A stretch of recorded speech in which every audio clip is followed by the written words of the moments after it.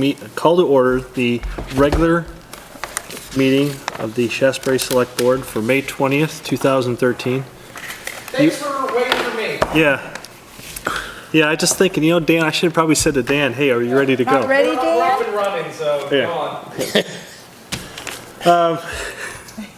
This is a good start to the night. Here we go. Let the fun begin. This is a regular meeting tonight, and we'll hopefully move through the agenda quickly. We got a guest with us tonight, or a speaker, and our treasurer, Bill Fisk, is with us, so we're going to move right along. First order, does any member of the board have a conflict of interest with any item that's on the agenda this evening? No. None. All right. Our next item is our minutes for the meeting of May 6, 2013. Have we had a chance to review those minutes? I apologize, I have not. Greatly apologize. Were they in one of our emails, Margie? Yes. Oh, you've been having trouble. Yeah. These were warrants, these were just opening of the wheeled excavator bids. We can table if you would like to. We can do June 3rd. Mitch, have you seen You got that, one, or Maggie? Ken? I haven't seen Did minutes. you get a copy of the minutes? I didn't get the minutes. Okay, let's table then. Agendas up. All right, We're then gonna go, all right. we will table these minutes until our June 3rd meeting, and then we'll review them and approve them at that time. All right, warrants. We'll start with this one because it's on top. This is payroll warrant number 45 in the amount of $7,774.97. Sorry. So loud. Do I have a motion to approve the payroll warrant? Motion to approve. Second. Is there any discussion regarding this warrant? There being none, all those in favor of approving payroll warrant 45 signify by saying aye. Aye. Any opposed? Any abstentions? Motion carries unanimously. The chair did sign this warrant earlier to allow for the checks to be given to the crew and the staff on time. As you should.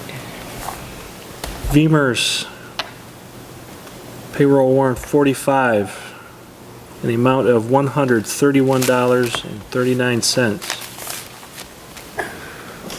PR 45R, it's a retirement warrant. Motion to approve. Second. Is there any discussion regarding this warrant? There's being none, all those in favor of approving payroll warrant 45R signify by saying aye. Aye. Aye. Any opposed? Any abstentions? Motion carries unanimously. Next, we have payroll warrant 46 in the amount of $6,747.48. Motion to approve. Second. Is there any discussion? There being none, all those in favor of approving payroll warrant 46 signify by saying aye. Aye. Any opposed? Any abstentions? Motion carries unanimously.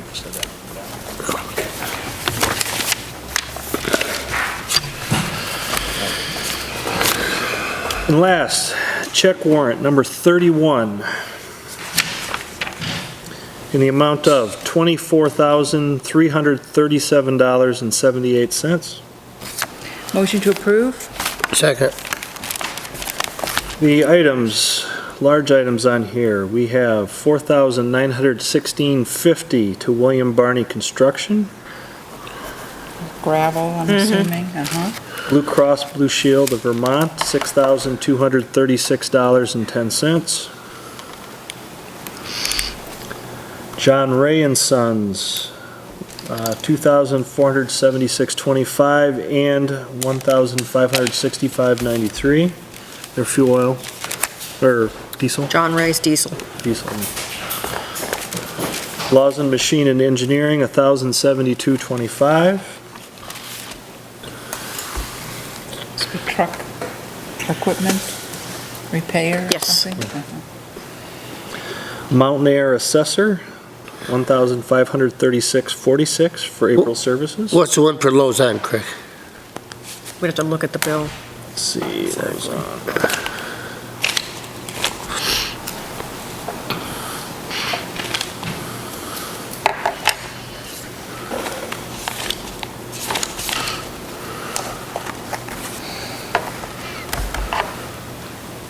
Bore 3 holes in 2 large plates, make 2 hardened bushings. Retrofit one of the things or fix one of the Sounds like the arms on that loader. I would guess that it's That's my guess. Yeah. probably the loader. Yeah. It does not specify what the equipment was. No, if you're putting in a bushing like that, Yeah. it's something to do with that, something like that. Yeah, exactly. That would be my guess. All right, Mountain Air Assessor for April services, $1536.46. Telvent DTN, That's our computerized weather okay, setup. $2,064. Is that an annual? That's annual. Annual Yeah. fee? Okay. And VRS Sales Limited, $1,431.83. What would VRS Sales? I'm not sure which How much vehicle he was it? charged that to. How much was that, Craig? It's over 1,000. Oh, this is truck repairs. Oh, this is for the fire department, one of the Maybe 2005 International truck. Scheduled repair, various repairs to the fire truck. Engine 65. All right, so we have a motion and a second. Is there any further discussion? No. There being none, all those in favor of approving payroll warrant 31 signify by saying aye. Aye. Aye. Any opposed? Abstentions? Motion carries unanimously.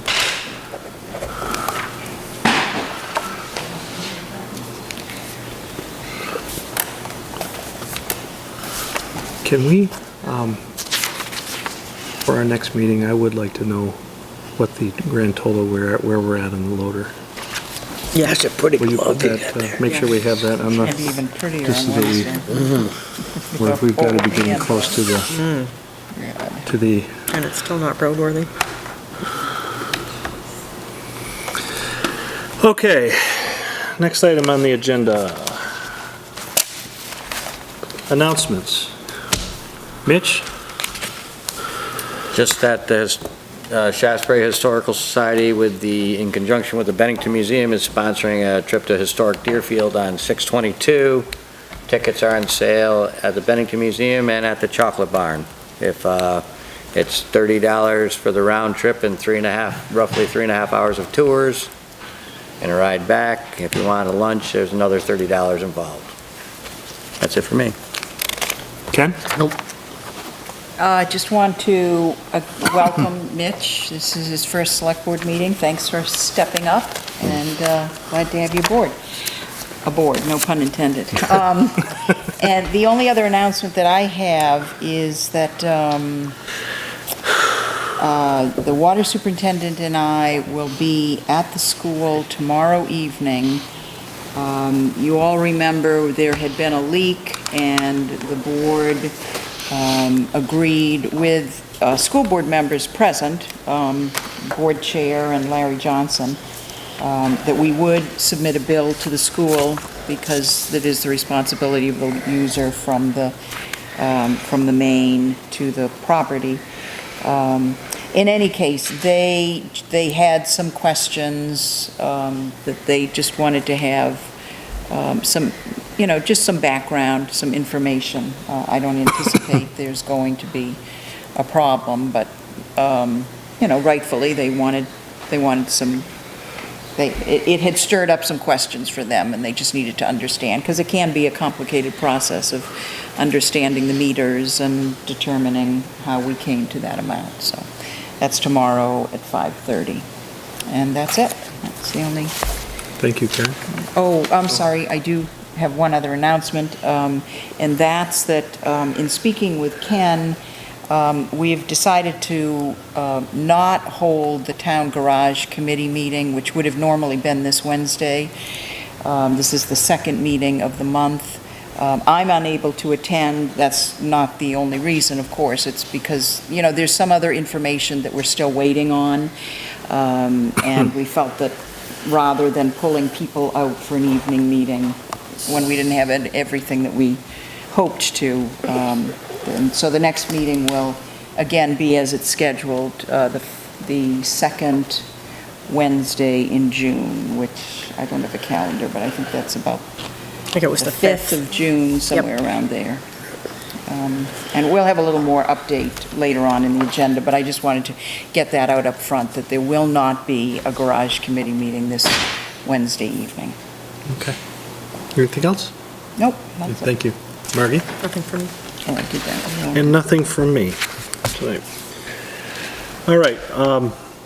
Does any member of the public have a comment on anything that is not listed as an agenda item this evening?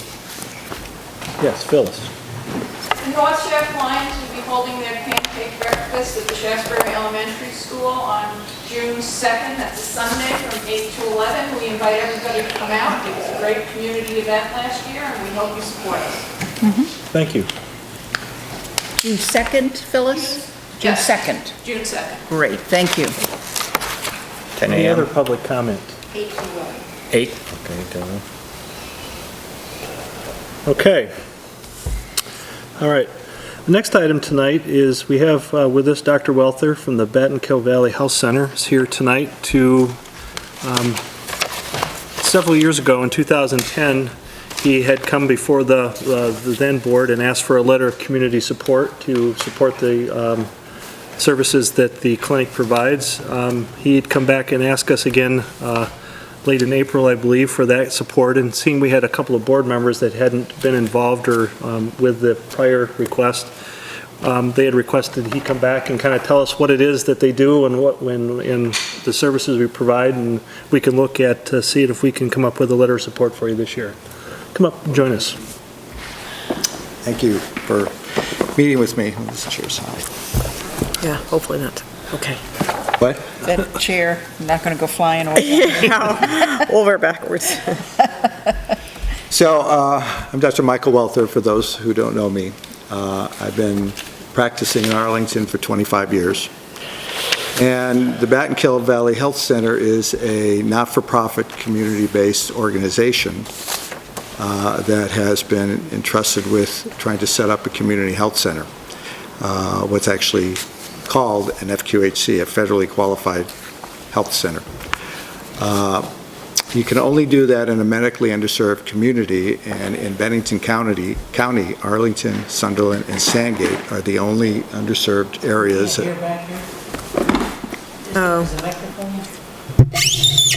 Maybe speak right How into about if I that. kind of sit here? Yeah, that's a good idea. I'll sit this way. So a community health center, a federally qualified community health center has to be placed in a medically underserved areas designated by the federal government. Actually, it was designated by the state and then the federal government. And Arlington, Sunderland, and Sandgate are the only communities in Bennington County that qualify. And it's based primarily on number of residents and number of physicians. Even though there are definitely needs in other communities, this is how the federal government assesses it. And in Vermont, Bennington County is the only county that does not have a community health center. In the state of Vermont, there are 8 community health centers that have 40 different offices and currently have approximately 1/5 to 1/6 of the state population going to them. And a federally qualified health center has to provide access to anybody and everybody, either with insurance or those without insurance, with sliding scales and different ways. It's not a free clinic, but it is trying to be an open access and to work out sliding scales where possible. It also has to have, as part of it, it has to have mental health, preferably on-site, as part of it, and it has to have dental care. That can be contracted. It doesn't have to be on site, but there are community health centers in Vermont that actually have their own dental clinic right in their center. So to have a community health center, you have to have a community-based, not-for-profit board. The board has to have at least half their members have to be members of the clinic. So it's really run by the community. And as I said, there are 8 centers with 40 sites. Many of them have satellites. And Rutland County is a good example. The Community Health Center of Rutland County is in Castleton, because that's where the underserved area is. But they basically control all the primary care in Rutland City, as well as in Brandon, and I believe there's one other center. There are also the benefits to the members of that practice is pharmacy benefits at the federal level, which is very similar to what the vets clinic gets in terms of discounts for pharmacy costs.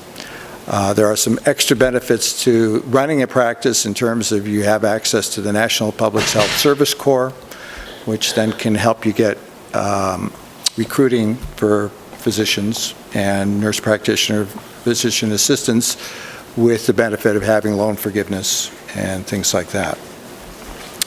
So we started this process about 3 years ago. We made an application 2 years ago when there was talk from Senator Sanders that there would be all this extra money being placed into this program. At the last minute, they pulled the money out. Surprise. So there were all these applications, and then they actually had to cut back on how many, it was a very competitive grant, so you had to qualify for that grant. And in New England, there was only one accepted application from the city of Hartford. Wow. Many of them went to migrant and indigent services in different places, certainly well-deserved, but again, we did not score very well. Yeah. So in the last 2 years, there was an effort to figure out what we needed to do to make our application look better and to try to get the board a little bit more motivated. And there's another thing called the FQHC lookalike, which is a little bit more complicated than it needs to be, but it's kind of a stepping stone to a community health center. And that is not a competitive grant, and that is something that the board is looking at as well. But the feeling is that, and you probably are aware of it, primary care in particular, but medicine is in for a lot of trouble in the near future. Right. Primary care in particular, there are not very many open practices in this county. Most of the physicians are aging, and they're not being replaced. Right. Most students coming out of medical schools and residencies come out with $100,000-$200,000 in debt. They're not going to be practicing in a small community in Vermont and expect to get a salary that's going to pay off their debt. And the new health care bill is expected to add many more patients to the rolls. Yes. Mostly at the Medicaid rate. So then you also have physicians who are running a practice in a worsening financial environment with increasing demands in terms of medical electronic records, prior authorizations, which you may or may not be aware of, but increasing barriers and the staffing that's required to do all those things. So again, the Community Health Center makes a lot of sense. It provides access, it provides support,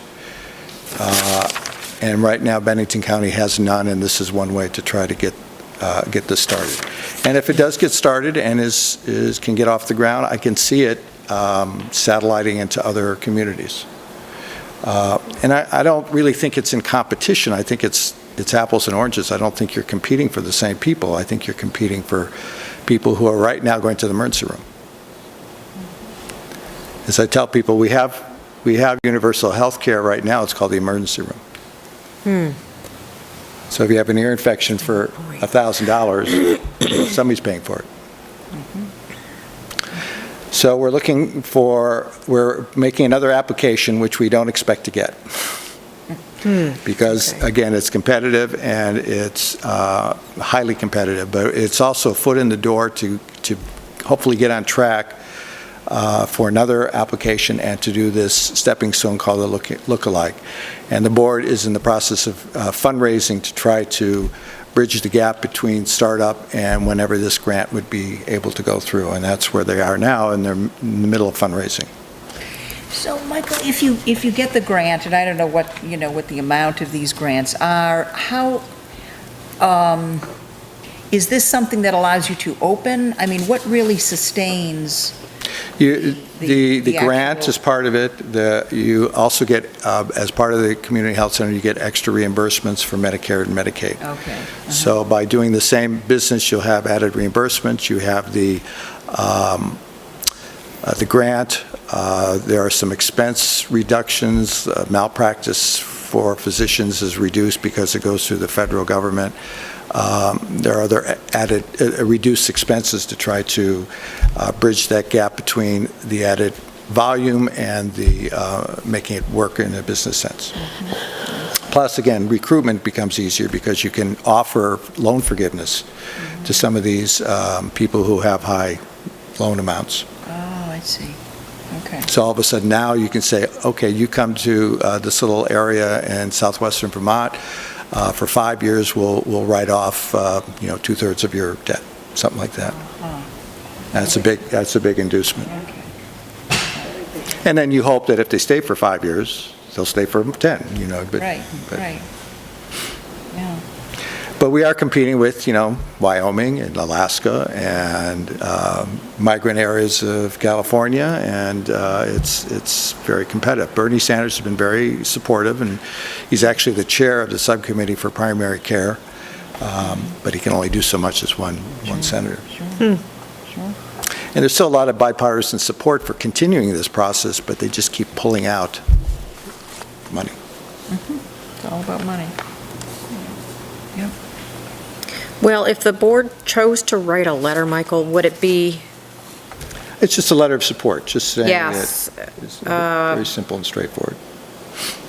I guess we could just make it ditto the letter we think wrote so. in 2010? Yeah. Okay. It goes towards the application, and it just shows Okay. that there's a broader community support that's in favor of trying to move this along.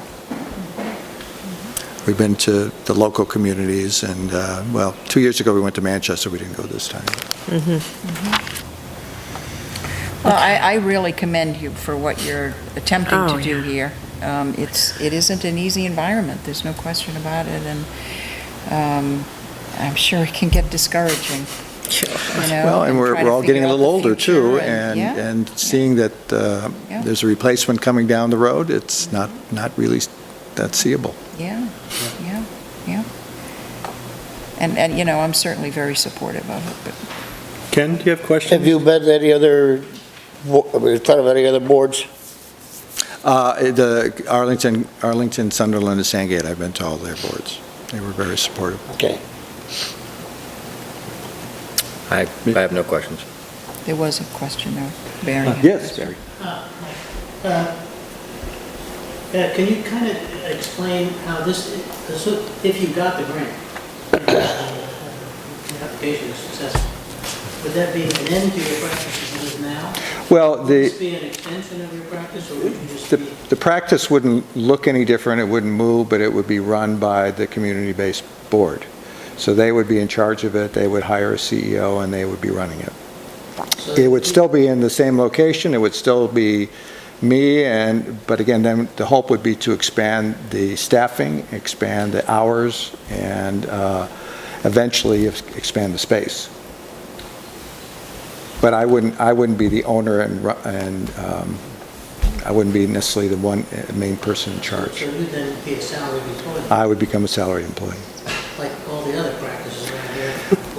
That's it, yes, except, and this is no offense to the hospital, hospital's been very supportive, but I don't want to necessarily have a practice run by the hospital. I think they run hospitals, they don't run private practices very well. Well, I might just make a comment about that. Because you used to be one. No, I didn't. Oh, you were, that's right, you weren't. But I lived in other places where hospitals, and this was in the 90s, and hospitals started buying up practices, and I can tell you exactly what you said. They were not very good at it. They can run hospitals, and this was actually in a big city where there were two separate hospital corporations, one of which was a Catholic, both not-for-profit. And they ran some practices into the ground because they couldn't do it. And everybody was unhappy. But I will say this, that from what I've seen here, they may have learned along the way. Yes, and they I do. think they're getting better. They definitely do, and they do a very good job. And they actually employ now half the positions in this area. Really? Wow. When you include the hospitalists, Yeah. Well, most of the specialists, and now a lot of the specialists have come over. in Yeah. one way or another, are connected. But primary care is still kind of on its own. And again, it's a different financial model than a specialist office, and it's a little bit tougher to run financially because of the expenses and the lower reimbursements and the higher expenses. Another point you might make is that I think the number 30% comes out there for the cost of operating primary care practice, the overhead. 30%? Isn't that right? Overhead's about 75%. 75? Yeah, when you start adding everything up, yeah. Ugly numbers. Ugly numbers, yes. All right, any further questions from the board? You need a motion? I would entertain a motion to approve a letter of support for Dr. Welter's. I would make that motion, and I would authorize our chair to sign the letter on behalf of the board in support of the BVHC's application. Okay. Do I have a second for that motion? I'll second it. Is there any further discussion? There being none, all those in favor signify by saying aye. Aye. Any opposed? Any abstentions? All right. Thank you for coming out. Thank you. We will Thank you very draft much. Got that letter out to Very Do you much. need it to come to you directly? Do you, would that be the best bet, and then you can include it in, If you'd like, that might be the easiest. We had done it, dear ladies and gentlemen, but I could do it, dear Well, it's to the board, so it goes to the Battenkill Valley Board. Community Health Center Board, yes. Board, So okay. that's who it should be addressed to. If you want to send it to me, and I'll get it to them. Sure. Mary Ann Carlson is actually the chair of that board. Is that two different words, Mary Ann, or is it M-A-R-I-A-N-N-E? M-A-R-Y. And then Ann, A-N-N, A-N-N. I can look Mary in Ann here. Walters? No. Carlson, Carlson, sorry. C-A-R-L. former state senator. S-E-N. S-E-N. She's S-E-N, right, Michael? he will tell us in a minute. The beauty of pocket computers. I have Mary Ann as one word, Carlson with the O. Then I was wrong on both counts. Sorry, Mary Ann. Okay. Okay. We will draft that and Thank get you it to very you in much. short order. All Thank you right. for coming out Thank you tonight. very Thanks a lot. Bill, talk our year-to-date financial reports and cash flow projections. Good evening. How are you, sir?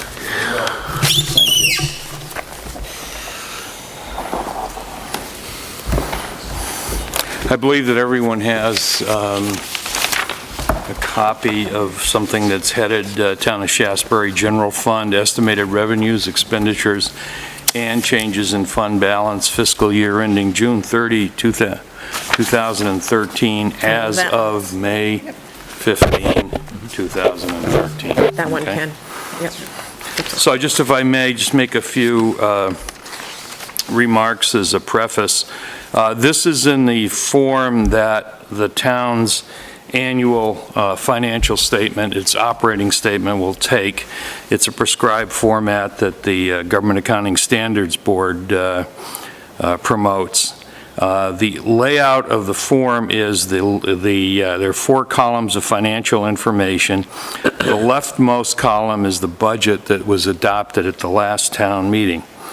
It's presented in a slightly different format, but it represents the entire budget of the town. The second column from the left is the actual results year-to-date through May 16th. And the next column is the amount that's forecasted for the entire year.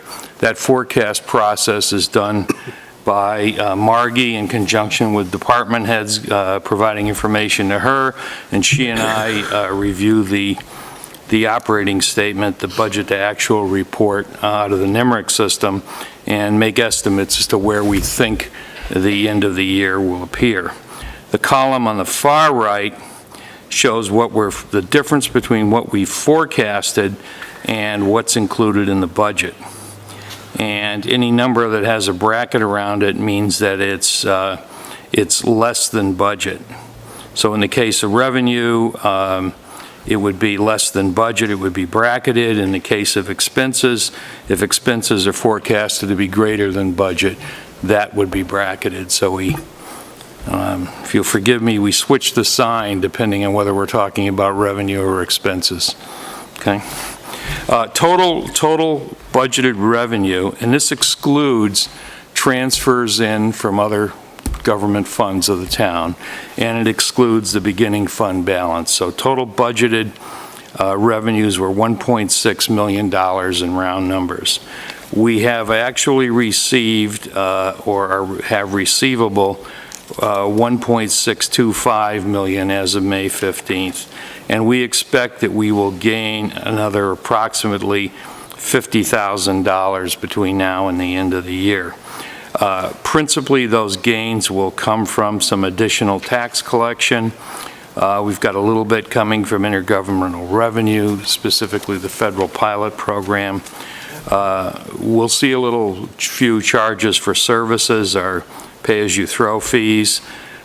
We're over budget on dog licenses now. Maybe we'll see a few more, but that's pretty much running out. Fines we'll pick up a few more dollars in fines, but we're under budget on fines. Interest income is going to come out at about budget. Howard Park, where we are is where we'll be. We'll probably pick up a little more in cemetery revenue. So overall, we're looking at having revenue of about $72,000 more than budget by the end of the year. On the expense side, the major categories, general government, we budgeted approximately $338,000 against through May 15th of $268,000 expended. We expect that our expenditures by June 30 will be $331,000. So we'll have a favorable variance. We'll be under budget and expenses by about $6,700. I mean, these numbers will fluctuate a little bit, but there's to the extent you can look into the future, there's nothing that's known or anticipated at this time that would drive that number over budget. Similarly, in public safety, we're looking at being about $7,000 below budget by June 30. We'll have approximately $113,000 of expenses against a budget of $120,000. With respect to public works, we have a budget of about $946,000, and we are forecasting that we'll spend about $913,000 by June 30, leaving us with expenses below budget of $33,000. Planning and development will be pretty close to budget.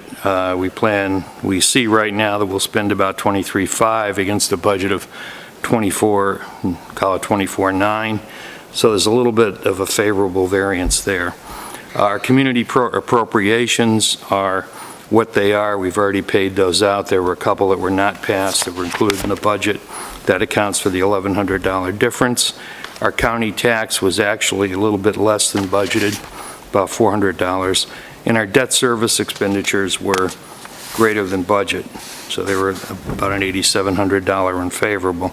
So our total expenditures, a budget is $1,778,000, again in round numbers. We're forecasting $1,736,000, so a difference of about $41,000 or $42,000 below budgeted expenditures. And if we carry that over, unfortunately in formatting this, I've got two lines of a caption on one page and the last line on the other, but that on page 2, that top line should be read, excess deficiency of revenues over expenditures before operating transfers. And so what we said is, in our budget, we're going to have expenses of about $180,000 more than revenue before we consider operating transfers in and operating transfers out. And we had planned that and built that into the budget to use $124,520 of our beginning of the year fund balance. So that was the budget plan. That budget meant that we would reduce our fund balance from $320,470 to approximately $195,950 if everything ran on track. As of May 16th, we have an excess of revenues of $190,000. And if we add that to our budget, as of May 15, we've got a fund balance of about call it $511,000.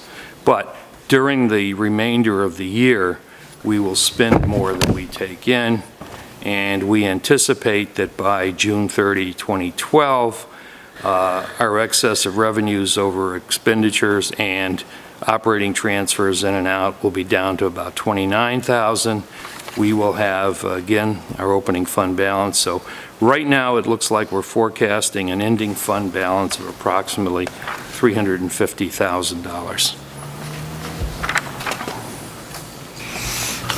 And the budget that we built, next year's budget, was based on 320,000? It's a good question. I think the answer to that is yes. We're going to change the budget format, I Right, think. You know, okay. We'll talk about that with the budget. The other quick notation, just in your line items at the top, titles, you just want to change that 2012, June 30 to 2013. You're absolutely right about that. Thank you. Yep. So this is good news. Margie, you've done a really nice job. With Bill, we tried. departments. I have to ask a lot of questions about Bill's new format, but that's the learning curve Yep. for government statements for generally accepted government accounting principles. I think it'll be a lot clearer if we incorporate this format into the budget. The budget. Oh, yes. Guide, yeah, right, I See agree, how that works. I agree. There is a second page there that just reconciles the budget as appeared in the town report with the budget as it appears on these first two pages. And the numbers are the same. The organization of the numbers is what's different. So when you see that we have on the worksheet, I have a budget of $1,597,000, that's because we removed from that the operating transfers in, which included the $124,000 fund balance, and adjusted the amount of the employee contribution to health insurance and disability insurance as an offset against expense. You know, I have a question about that, Bill, and I guess in doing it that way, I guess it's just a matter of making sure that the public understands what the percentage of their contribution is, because it's not appearing as a separate line item then. Right. That is very transparent and shows the public that there is a kick-in from the employees towards their premium. It would appear, unless we have notations, that here is the health insurance premium, and it's a set number, and it doesn't show any, you know, if we're not showing anywhere as revenue in the budget, that contribution from the employees. Well, I have a suggestion to deal with that, and that would be when we do the new budget, we show the gross premium and then show a second line underneath it as employee contribution, so that you can see what it is. having employees contribute is not technically revenue in the sense of what revenue is. Okay. It would be, the analogy, I think, is to employees' share of Social Security. I mean, that doesn't show, Right, right. but I understand your point, and I understand the importance of doing that, and I suggest that we could do that in the expense section. So it would be obvious that the public would see that there is an employee contribution. Okay. And the last page of the documents that I have for you is an estimated cash flow. As I'm sure everyone on the select board knows, but maybe the public isn't as aware, we account in the general fund under the modified accrual method of accounting, which is more than just cash receipts and cash disbursements. That looks like this, and you should have something that looks like this. You don't have that? Yeah, it should be on the back of your, It's stapled to the... Yeah, take mine Okay, because I can look at it. well, I wasn't able to email that. This is new as of Oh, it is, it's not today. the cash forecast? Oh. You need, Well, this estimated cash flow is new. Oh, all right. Yeah, I don't believe Okay. that Cash, same as in the just test. cash receipts and Okay, cash disbursements. all right, okay. What this report is doing is simply taking our cash balance and bringing it forward to the end of the year. And actually, that should be May 15th, not April 15th. But we expect to collect another $162,000 approximately. We'll pay out about $234,000. So we'll decrease our cash by about $73,000 to an estimated cash balance at June 30 of about $306,000. And the difference between that cash figure and the fund balance is due to other receivables and some liabilities that are reflected on our balance sheet. Okay. Any questions from me on that? any questions, Mitch? No Ken? questions. If not, thank you for bringing the report to the table in the concise fashion that you do. And you even bring good news, so that's a positive thing. So. And I'll repeat the comment I made last, please don't shoot the messenger when the news isn't good. But thank you, Mr. Chairman. Thank you, Bill. Thanks, Bill. Bye-bye. All right, the next item we're going to talk about is security at Howard Park. As many of you are probably aware, last week we had a vandalism issue at the park. It actually would have been the weekend before last. Apparently some people came in and whether they were trying to damage or steal or do something with the aluminum bleachers at the park and proceeded to demolish a good section of them, destroyed them. It's unfortunate that that came to be, but part of the issue had been is that we did not have we had volunteers that helped to keep the park secured, open and close the gates in the evening. Some of the folks that had been able to provide that volunteerism for us in prior years could not continue that, and we did not have anybody that was doing that on a regular basis. And unfortunately, that led to the problems we've had. And there has been vandalism problems there before, but nonetheless, they reared their ugly head again. So I wanted to have Margie kind of bring us up to speed on what we know about the claims, some of the changes that we have coming up, in some ways we are trying to look to overcome some of these problems in the short term. Well, we had a resident step forward after the news of the vandalism and offered to close the park every night. And so I think we offer a great deal of thanks to Peter Cross for doing that. So that is one of the biggest concerns that I have had. And similarly, then we have another volunteer that will be opening up in the mornings when Walter Merritt is not there. And all I can say is the claim is in process. What was roughly the cost, do we know the cost of the damaged bleachers at this point? Not You're still yet. working through that? Yeah. Any leads, were the police involved with that as far as investigating or? No, we're just trying to come up with cost, just the cost estimate of what would be replacement costs or what we bought it for. All right. Do you want me to bring the state police? Well, I was wondering if that, if that would appear to be a case of vandalism, it would have, I was thinking, I thought. I wanted the sheriff to come down, they're gonna be patrolling. No, but I was wondering about actually investigating, initially when the problem, Okay. when the problem Yeah. arose. Okay. This might be too late for that now, but what options do we have in reflecting after this? This has been a problem that has arisen before. Members of the Lions have come to us before, actually with a offer to, provide some funding towards maybe some improvements or upkeep at the park, but reluctant for this very reason, is that, throwing money, good money after bad is not really good business.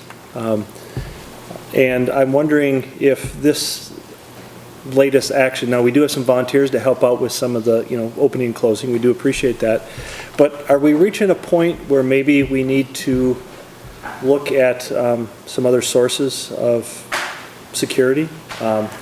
When I say this, just throwing some things out there, do we need to security systems of some sort, actually hiring some sort of security, whether it be increased patrols by our sheriff's department to, private security firms?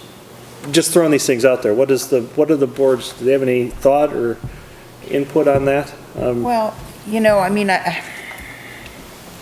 I think that we certainly have discussed this in the past. We've looked at the cost of having sheriffs open and close the park. The cost was, pretty significant. We have a very small budget for Howard Park. I think our superintendent's budget is under $5,000. Now, one of the things that the board did do when we discussed it with the public, and I don't know if Margie, if you've had a chance to sit down with the current park superintendent, but what we built into the budget year that begins July 1 is additional funds in the salary line item for the park superintendent. Traditionally, what has happened, or in the more recent past, is that the park superintendent, the Howard Park, primarily has cared for Howard Park, works during the season and then has collected unemployment through the off-season.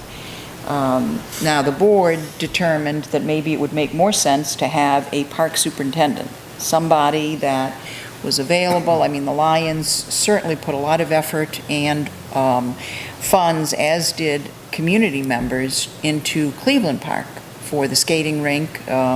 We've been very fortunate that the road crew has been able to help take that rink down, put it up. They did work on the actual building itself to help preserve it in terms of staining it, because we know that volunteers come and go. People's lives are very busy. And so having said that, I think my feeling is that we need to have somebody that is able to attend to both parks that we have and can come to the select board and let us know what it is, what the needs are, the maintenance needs, help with the budgets. And that was what I think that we were trying to go towards when we increased the salary line item. Right. Margie, I know, has been working on the park superintendent job description. Whether the current park superintendent is able to take that on as a full year. Obviously, the time in the off-season would not be great, in terms of the kind of time commitment that would have to be given to it. But I believe that there'd be enough of a salary boost that it would allow that person to figure out a schedule where they can open and close the park.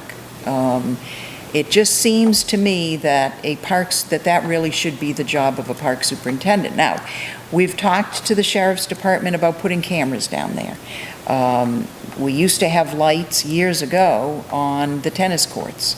The problem is that, sometimes no matter what you do, if it provides a fun target for someone to to throw stones at or to target shoot at. It's going to happen. And, I think there's a point at which you have to weigh the pros and cons. I know that we have had some vandalism down there. Most of it, I think, has been driving over the property. Kids go down Right. there in They spin. ATVs, and they spin around, and they spin stones up on the grass, which makes it difficult for the superintendent to mow. I know of two incidences, one after the soccer group put up that wonderful little storage building. And right away, within 2 weeks, I think there was a jimmying of the lock area. It was something new. Kids obviously wanted to see what was in there. I don't know that that has been an issue since then.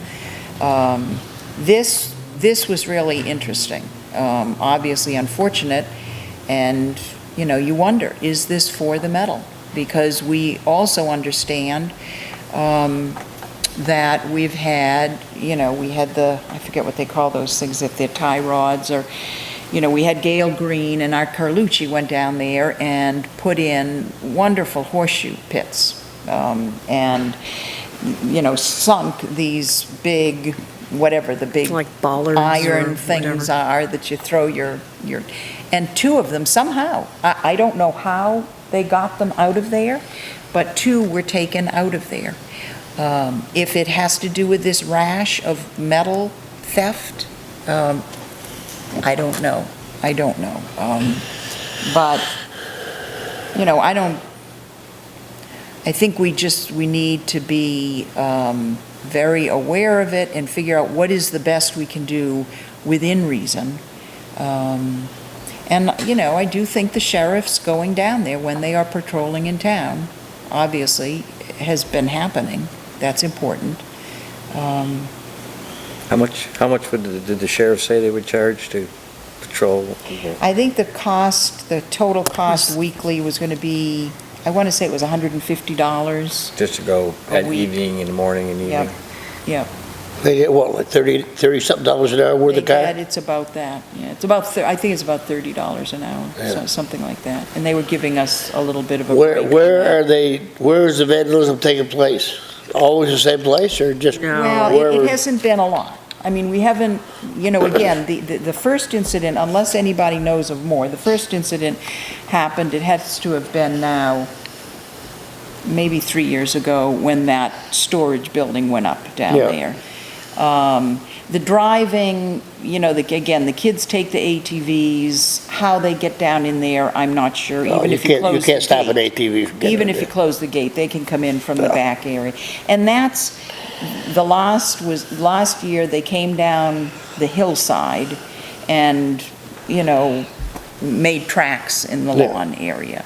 By the And- parking lot. By the parking lot. And the tennis courts. Yeah. And I know, but there hasn't been damage, to the courts. I know that, again, stone gets kicked up there.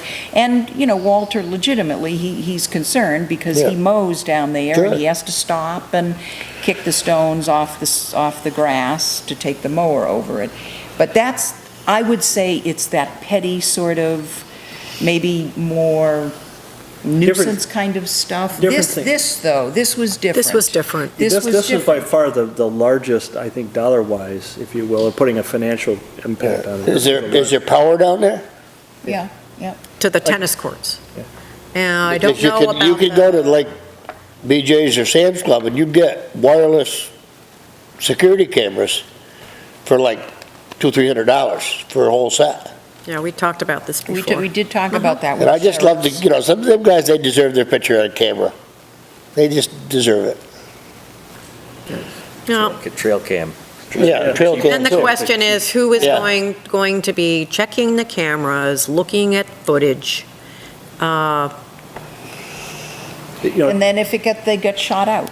That was what was happening down at, because we've had people come to us, over the years and say, boy, it would be really nice to have those, it used to be you'd put a quarter in or you'd put something in and the lights would go on at the courts. Yeah. So after it was really nice. Yeah. But, and that's, again, this is before, any of us were on the board. Long ago, they started to break in to Yeah. the change bucket. And then started to shoot out the lights. You can still see the, Bullet holes through the holes up there. So, that's one of those cases where you say, okay, do you put money into those kinds of things when it really provides a pretty attractive way for them to say, okay, let's foil this whole plan that they have. If you could get a camera down there, don't hide them. And you wouldn't have to catch only one or two of them. The rest of them get the idea. I was looking at those, Hunter cams, and it's motion activated, and Margie is right, though. Then you do. You need somebody that's willing. I mean, if these things can carry however much memory, Yeah. and then you have to review it. Yeah, they're Someone has infrared to too. I mean, they'll take a review it picture in the dark too. Yeah. And if you want to be the one to I'd love to catch them guys. monitor those It'd be fun. things, those are the issues we have in a small town like this. Right.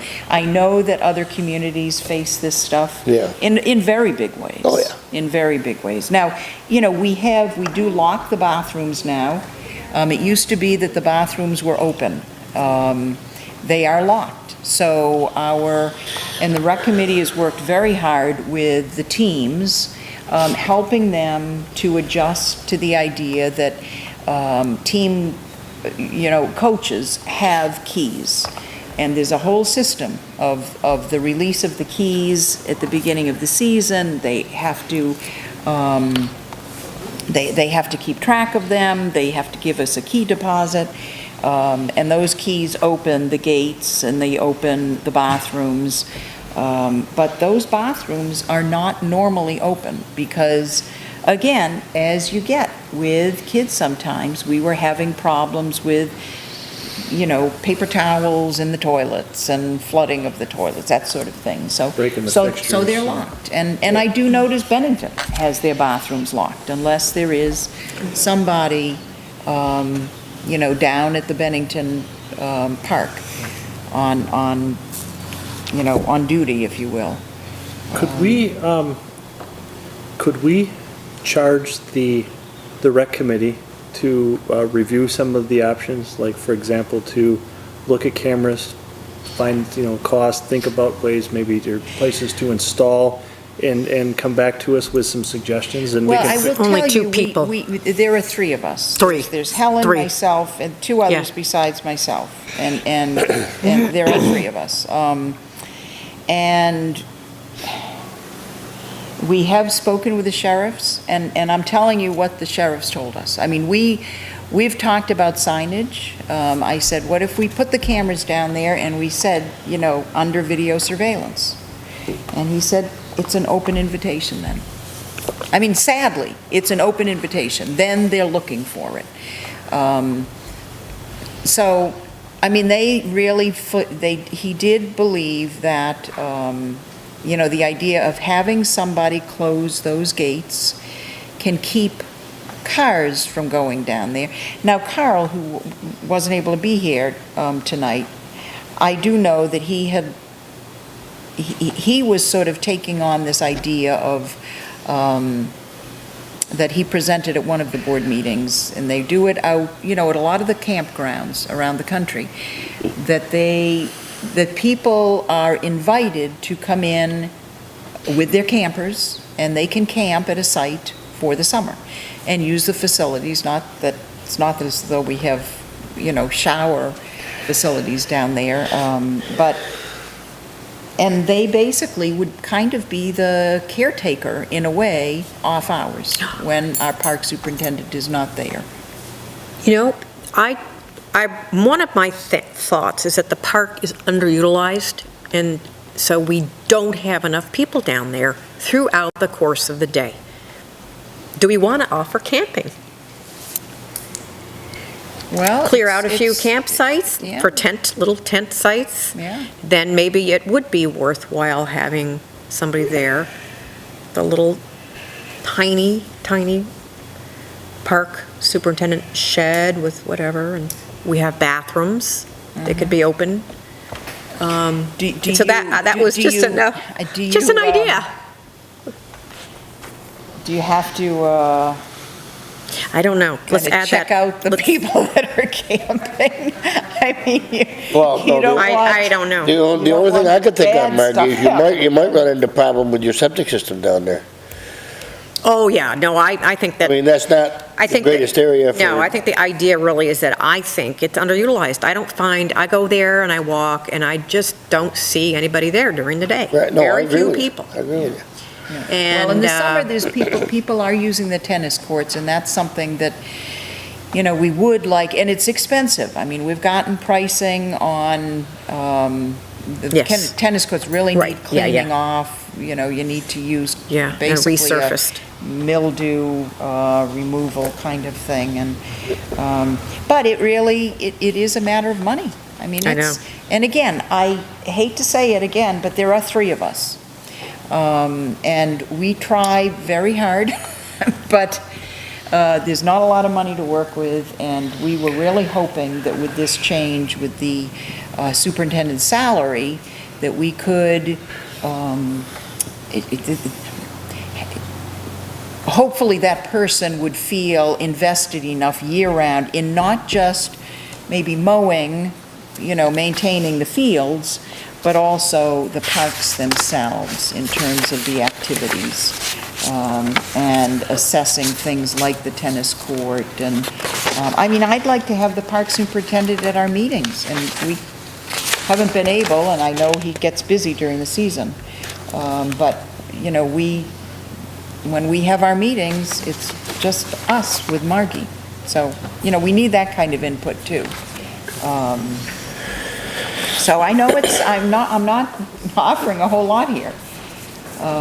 But I think until the community decides that either we get lots of people volunteering, or we're going to put more money into the budget, for upkeep, and maintenance. And again, the Lions have been tremendous without their support.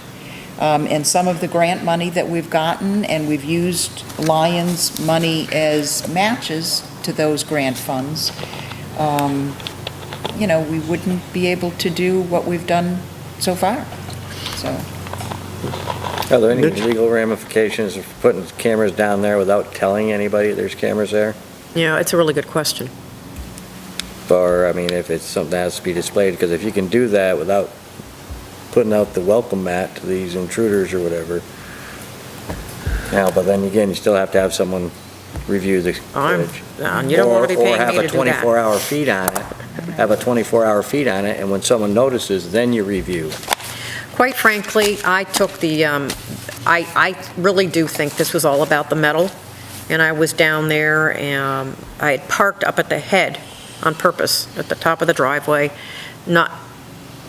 this is just a few days afterwards, and somebody came barreling around the corner with a pickup truck with lots of metal in the back. And they saw They're me everywhere. and turned around and whoop, right out. And where were you? Down at the park? No, I parked up at the head, so I could walk down the hill. So people There are a would see few the people that car. go around, they pull in them. And I don't know if that was who it was. To me, if that's true, it's a hardship case. People, obviously, people were being very careful not to ruin the aluminum panels. And not a hammer mark anywhere. So, but anyway, be as it may. All right, so short term, so we have people opening and closing the park for the short term. They've volunteered, which we thank them for doing that. We have a budget adjustment and some discussion with the current park superintendent to possibly expand their role or operations, for lack of a better term.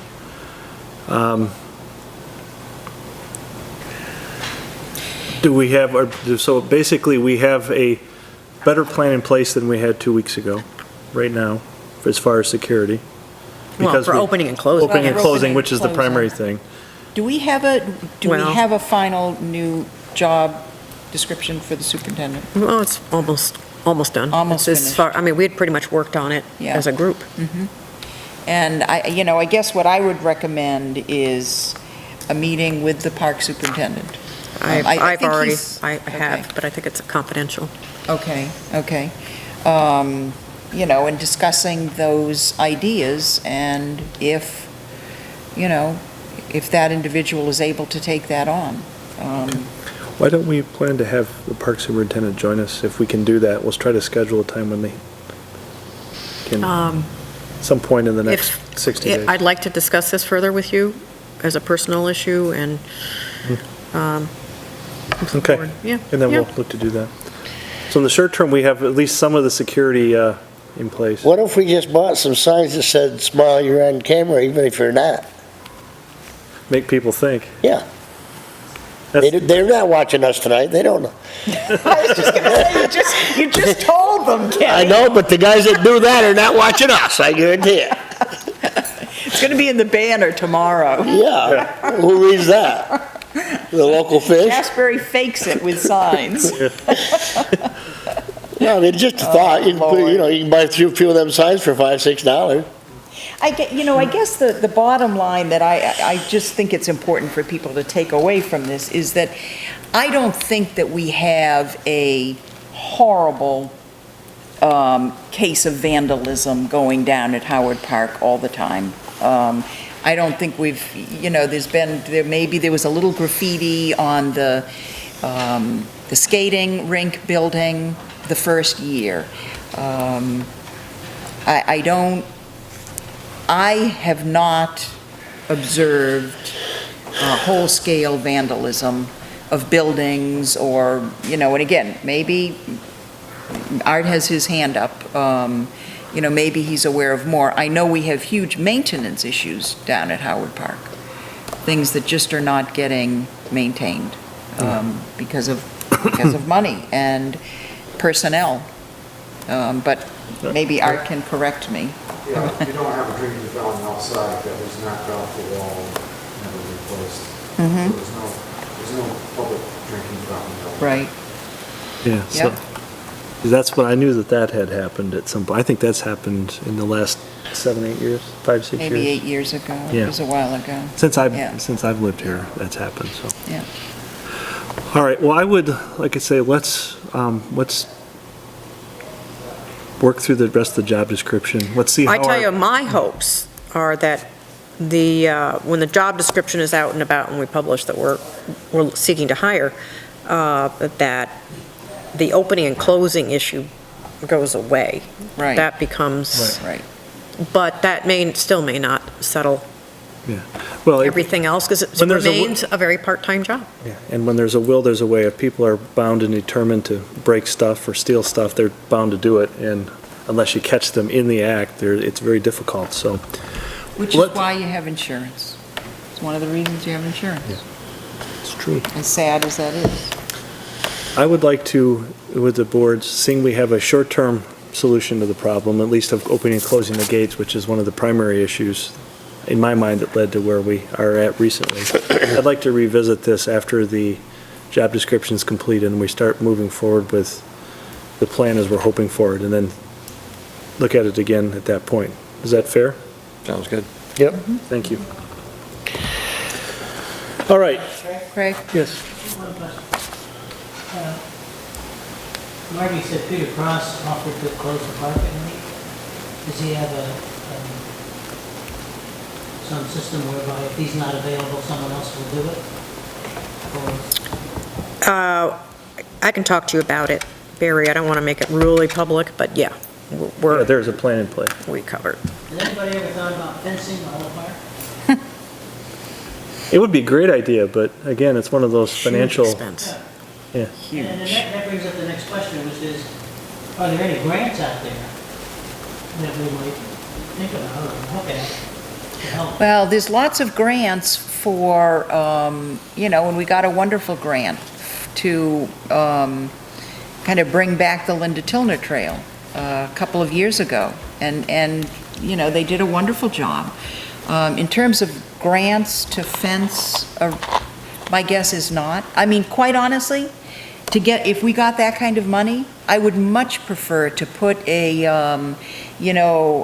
one of those course things where people, an exercise course that has the stations, exercise stations. And I think Margie's right.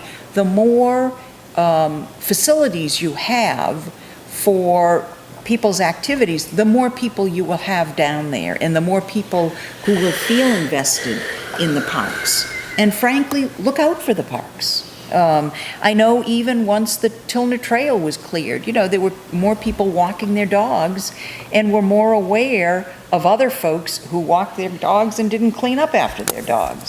So, you get a little bit of that community patrolling, if you will, that I think is really healthy. That brings up another question, which is a neighborhood watch sort of thing.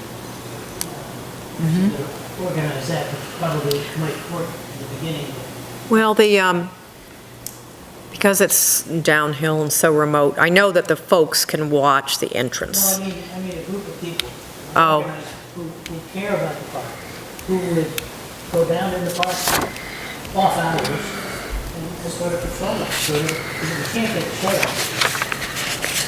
Although, Well, we can get the sheriff to do it when they are in Shaftsbury. So they can do it on their time. even I when mean, the park is closed, pardon? even when the park is closed. Well, if it's locked. No, but they do go down there at night.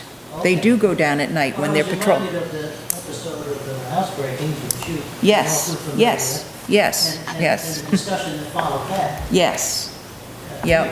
The neighborhood watch, I mean, the park is it is a tough place, as Margie said. I mean, one of the reasons that we have had problems with volunteers, or even to pay, because we've tried to get people, we have offered money, an hourly amount to go down.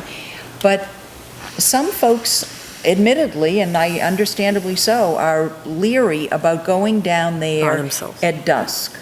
Because in the past, what happened for one person that volunteered, she went down there, and there was a group of people that were not, they were not up to good stuff down there.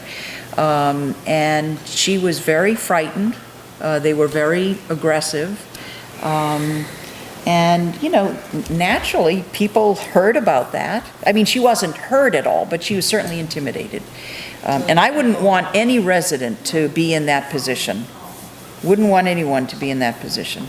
Because you really have to go down before you lock that gate and make sure that there's nobody down there, stuck in a car down there.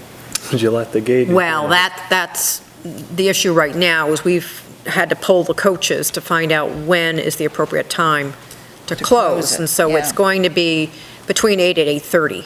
And so and that was amenable to Peter. How much time do we have from the sheriffs on weekends and during the week? What is the... 20 hours of, We have 20 hours a week total time that we pay for. And they can come it's anytime usually they 4-hour choose? shifts, yeah. Or is it in the evening or when? It can It be va- at any point. Varies. So they make up their own schedule? They may, yeah. Yeah. But we ask, I call and we give them feedback about where we'd like to see more presence. Because sometimes So- you'll have people call on Cleveland and say, they're speeding between 6 and 8, work hours or whatever. And so Margie or whomever is the liaison can call, and we have called the sheriffs and said, listen, can you get to such and such, be there, have a presence there at these different hours? And the other part, but obviously too, is that with police presence, you don't always want to advertise when they will be where, because that kind of helps in, But if they made a point of always kind of moseying up through there and back and stuff like that, 'cause They do. regular They do. schedule. They absolutely do that. Because we did say that We we have run been talking with Chad about, he's aware of the whole issue, so. police for more than just giving speeding tickets, yeah. Right, yeah, to really absolutely. patrol the roads and look for Right. Absolutely. How about town Oh, constables? yeah, oh, yeah. that sort of thing. I think that's something that we need to look at as we move forward. What was that? Town constables. There's issues there has been issues in the past that may not be issues any longer, given the new constable, but Yeah. that's something we need to address as we Yeah. move forward. I mean, if we're not gonna use them, why do we have them? because the law says we have to. Yeah, okay. All right. Thank you for your input on that. We will revisit this in 60 or 90 days just to see where we're at and how we're proceeding Bring it going up in forward. July. Yep. All right. The next item is something that, something tonight, we're not going to get too deep into this, but we need to, I want to begin the discussion, because this is something we're going to be taking up in more detail, probably some hearings involved in coming meetings, coming months. We began to get complaints from both adjoining landowners, people that live in these areas, as well as from the road crew as far as maintenance and there's becoming issues in parking, both on Dunham Avenue, which is up in the edge of North Bennington, which is part of town of Shaftsbury. And more recently, we're beginning to see issues on Cleveland Avenue, where we're beginning to see vehicles parked in such a way and on both sides of the street that it's beginning to curtail the ability to pass through these roads, or at least efficiently. Dunham Avenue, right near the end on White Creek Road, it appears that there's, based on the information that I've received to date, there's some buildings there that have become apartments that now have multiple tenants that are living in them, that's not a problem, but I think that there's a lot, everybody that's living them all have individual cars, and there's beginning to be some problems with parking, when they're not providing apparently enough parking on the premises, so they're parking along the roads. That road, if you're not familiar with it, is fairly narrow, and the complaint has come in is that when all the vehicles are there and parked on both sides of the road, it would be virtually impossible, in many cases it would have been impossible to bring emergency vehicles up the road. So what we need to do is that we have posted some no parking signs along there, right along that stretch. But we really need to amend the parking ordinance to address, in that road in particular, and possibly on Cleveland Avenue, amend the parking ordinances to maybe reflect no parking on one side of the street or others, or something along those lines.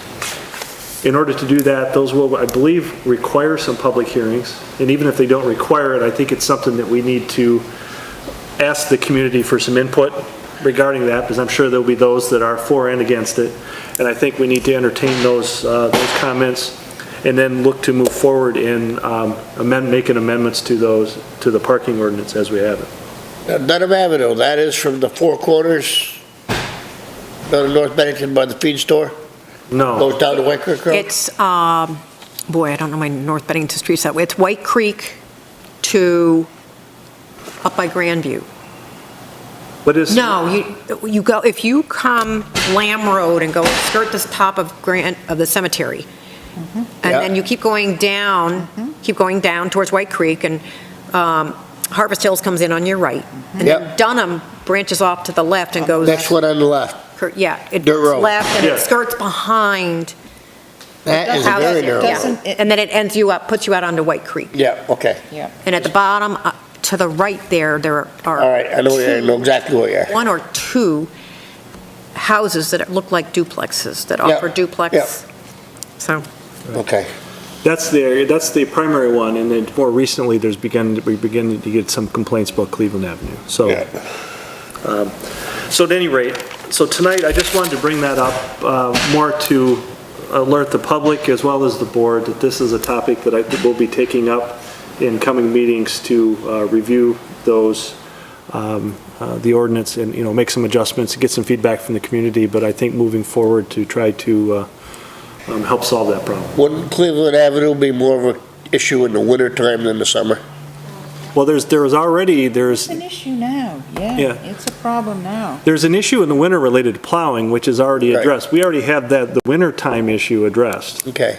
But it's not solving the problem here during the summer months. I went down there, boy, I didn't even know this was, we were going to be talking about this. This was a couple weeks ago, because I like to check the park, and it was packed, both sides of the road, and actually, it's not just for emergency vehicles. You have so many kids on that road. Yes. That if you have a car, cars parked on each side and you don't have a lot of space to get through, your visibility is rotten. So if you have a little kid coming out from either side, it's really a problem, because you can't see as you're driving along kids in a yard on either side that may be hitting a ball or, whatever. So at least if you've only got one side you have to worry about, I think you're better off. But it is, I've seen it as a problem. And I think people go too fast on that road anyway. Yeah, that's a whole second issue, but yeah. It's a whole second issue, yeah. But I think it's a good idea, frankly. So anyway, that'll be something that we're going to begin discussing, and we'll warn it on the agenda, and hopefully we'll get some feedback from the community before we move forward with any changes. All right, next item on the agenda, caterer's permit for Bennington College. Margie, can you? This is your annual approval. Instead of having the college come in, we used to have to sign 20 or 30 individual event permission slips, almost, to allow them to cater separate events. What they've decided to do, and the state of Vermont has agreed, is to have us approve the President's House as the location for their catered events, and that's what you are doing. So it's a blanket catering approval for the President's House. For the Is that some period kind of a of- deviation, or is that a standard procedure? This is a standard It's a procedure. standard procedure. The state And it's approved an actual this. permit. Okay. that I they've believe been last year issued. was the first year we did it this way? Yes. Yeah, the state approved it last year, So so, it's for a year. yeah, and there the are 2013. limitations in it, like numbers of people, as I recall, Mm-hmm. and, there's restrictions. So if they have anything that goes beyond those Yeah. parameters, they still need to come back and get an individual permit if those things happen. And you still have If to it's like notify over the town. 200 people or something. And this is for the President's House, You have Yeah. to notify the town within 24 hours before the event, too. right. So the fact, or email. So at any rate, that's before us. I would entertain a motion to, if the board is so willing, to approve this liquor license or caterer's permit for the President's House for Bennington College. So move. Second? Is there any further discussion? There being none, all those in favor signify the approval of the permit by saying aye. Aye. Aye. Any opposed? Any abstentions? All right. Motion carries unanimously. Looks like I only need to sign That's this the only one. one to sign. Today is D203.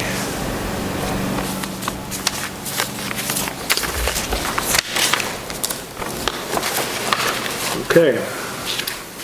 Next, we also have another item that comes up on an annual basis. This is the authorization to proceed with tax sale proceedings. An annual event, this is what we do as the board, authorize the delinquent tax collector to begin the legal proceedings for those who have not paid up in a timely fashion. Basically, we won't know the complete list of who's all there, but this process begins the letters start going out, and then in many instances, that's the impetus that many people need to square up their bill. But then after the period of time, then we proceed then with tax sale and those sorts of things that come along. But He specifically asks to hire an attorney to begin the process. Right. Yeah. So basically, what we would be doing here is authorizing the delinquent tax collector to attain or hire the attorney to begin those processes.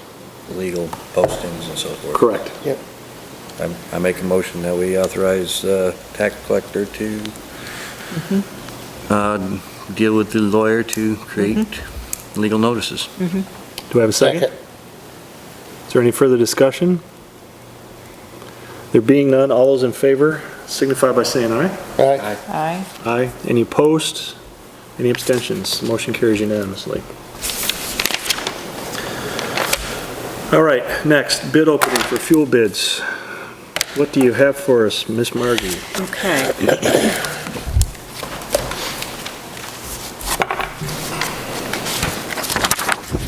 I will fill in the table. I'm just going to announce them. Right? Okay, we have 1, 2, 3, 4, 5, 6, 7 bidders. I have 2 from Robert Green. I think one is heating and one is something else.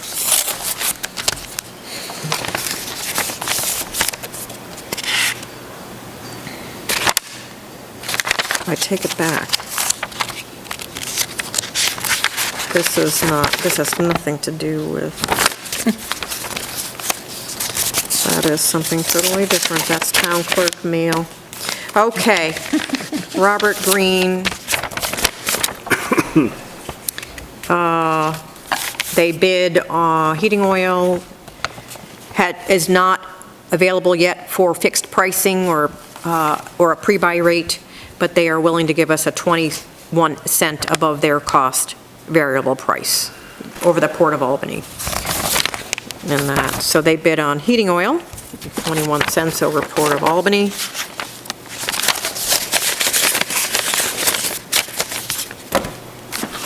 Suburban propane.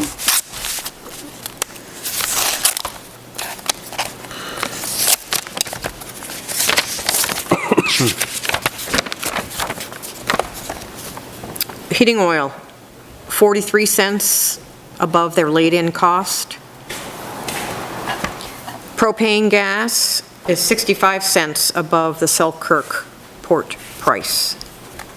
So they're both variable rates. And what I would have to go back to them for clarification in both cases, what would have been your price on the day? Yes. To see how that reflects. For clarification. Miles lumber.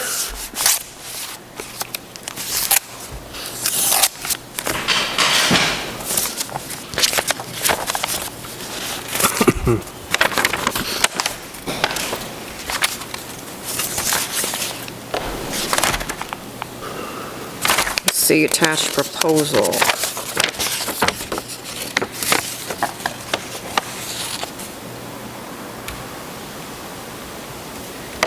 I have to read this is more involved. They are offering price protection contracts or a fixed price contract. Do they give a fixed price But I'm not amount? sure. Pay Price for protection gallons usually- in full and price for oil will not exceed $3.49 a gallon. Okay. All right, so that's pre-buy in full, and we've never offered to pay for oil in advance. But we may take a look at this. We've pre-bought. Pre-bought We've done a pre-buy in the past. propane No, and I don't think you oil. I'll double check, but we'll look at the amount. years ago. Pay for gallons for installment plan goes up to $3.54 a gallon. Okay, so that's a fixed price of $3.54 a gallon? Well, that's an installment price, and then there's a budget plan price at $3.59. And is the installment like 4 times, or how? I have to get them to Okay. clarify that. Pay for gallons 10 days after delivery, and price will not exceed $3.64 a gallon. So we've got a range of $3.49 to $3.64. With this plan, this is for heating oil, with this plan, you will be billed our posted price minus 10 cents per gallon on the day we deliver,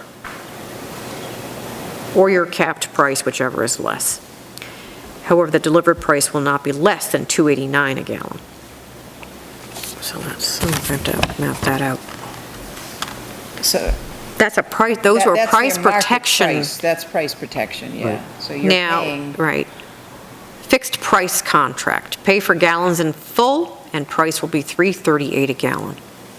Pay for gallons with installment plan, and price will be $3.43. do they describe the installment plan? No. Margie? No, they don't. Installment plan payments will equal total gallons times price per gallon divided by 4. Okay, so it's 4 installments. That's their okay. Budget plan will equal total gallons price per gallon divided by 10 over the Okay. entire season. That's the budget? That's what it is, yeah. Okay, so we've got 338 for $3.38. pre-buy, And 343. installment is $3.43, and then the budget plan for 10 payments is $3.48 a gallon. Is $3.48. Okay. That's Pay fuel. for gallons after delivery, and price will be $3.53.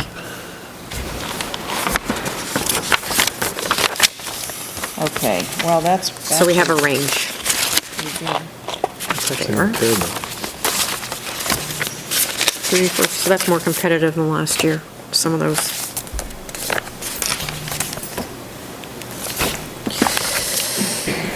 West Oil,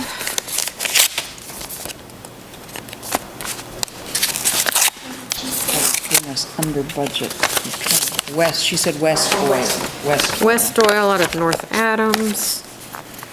A pre-buy rate for the entire 6,200 gallons of heating oil at 3.349, so that's 3.35, to be paid in equal payments, to be paid in full by October 31, with the season starting August 1.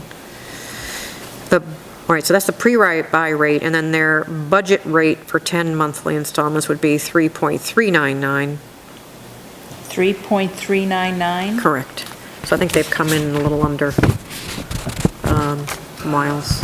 Yeah, that's 3 cents under. No, Or that's 35 actually- cents above New York Journal of Com, fixed on the day of delivery. So I don't know what that equates to, because she didn't give an example of what the price would have been as of today. Do you remember what we budgeted for oil? Did we budget 3.7? What did we I budget? have to bring my report up from downstairs. Or Craig, is it, do you have yours? I'm sorry, I did not bring mine.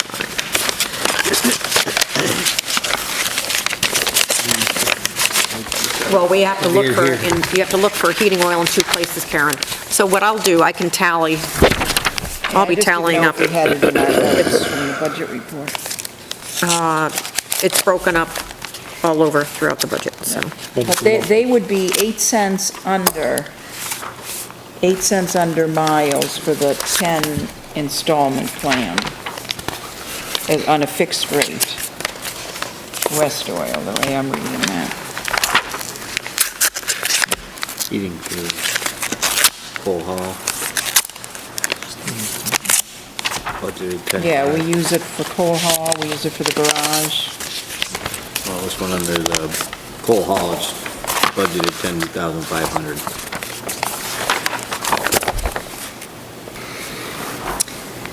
And now you have John Ray and Sons also bid on heating oil. Their pricing plan, I'd have to get this clarified. Oh, 3.293, or the cost plus 30 cents. 3 what, Margie? 3.293 a gallon. Pre-buy, Margie? No, that's the pricing plan. I have to figure out, I have to call them about that. Or 30 cents above rack, well, JRS cost, varying rate. For propane, wow. They've come in at 1.63 a gallon. Their pricing plan, or 45 cents above the Selkirk rail car price. The varying rate can be paid at once or by delivery. I have to clarify that.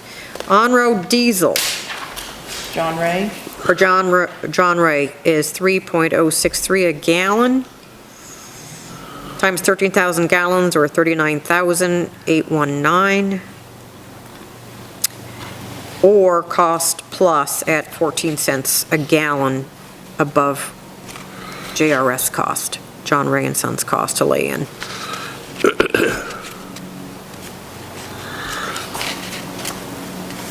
And I think this year they were 18 cents above there, so this is more competitive than this year. How many gallons of diesel do we get, Margie? We averaged just about 1,000 a month, but we went to bid for 13,000 gallons. 13,000. So it comes And up that's with 39,000. between firehouse and road crew.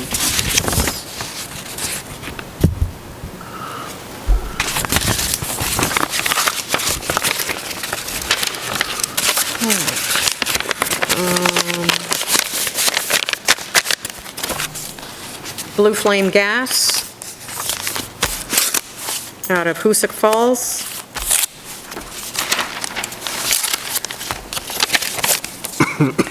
Now, I also, when we're talking propane, since Haskins has a contract right now, Yeah. we'd have to do a tank swap, and I have to clarify if anybody's going to have any additional costs for that, Yeah, I thought we had something in the saying that we don't want to have contract any. that yeah, that stated we would. All right, Blue Flame is coming in at a pre-buy rate, paid in full, and we usually do this. This is very common for us to pre-buy, at $2.599 a gallon. The pre-buy rate, well, that comes to $1,559, 1,559.40. At a budget rate would be $2.649 a gallon at 1,589.40. On a pricing plan, 2.649 a gallon times 600 gallons. So that brings you up to $1,589, but that's nowhere near what. Well, somehow we have to figure, because in looking at John Ray, they're John propane, Ray. but we need to, again, understand how they're quoting this. Well, we're, right, and we are currently at 185 a gallon. That's what we're paying? Yes, that was Haskins' fixed price as of last fall. Summer. Because if that propane for John Ray is really $1.63,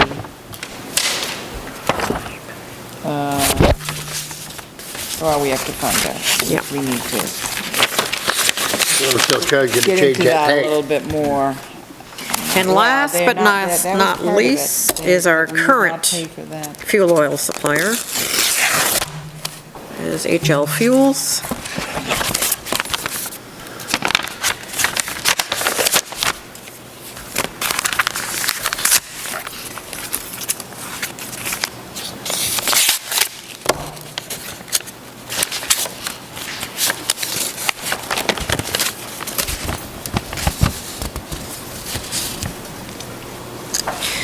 They offer downside protection if we want, meaning they have pricing plans, lots of different pricing plans.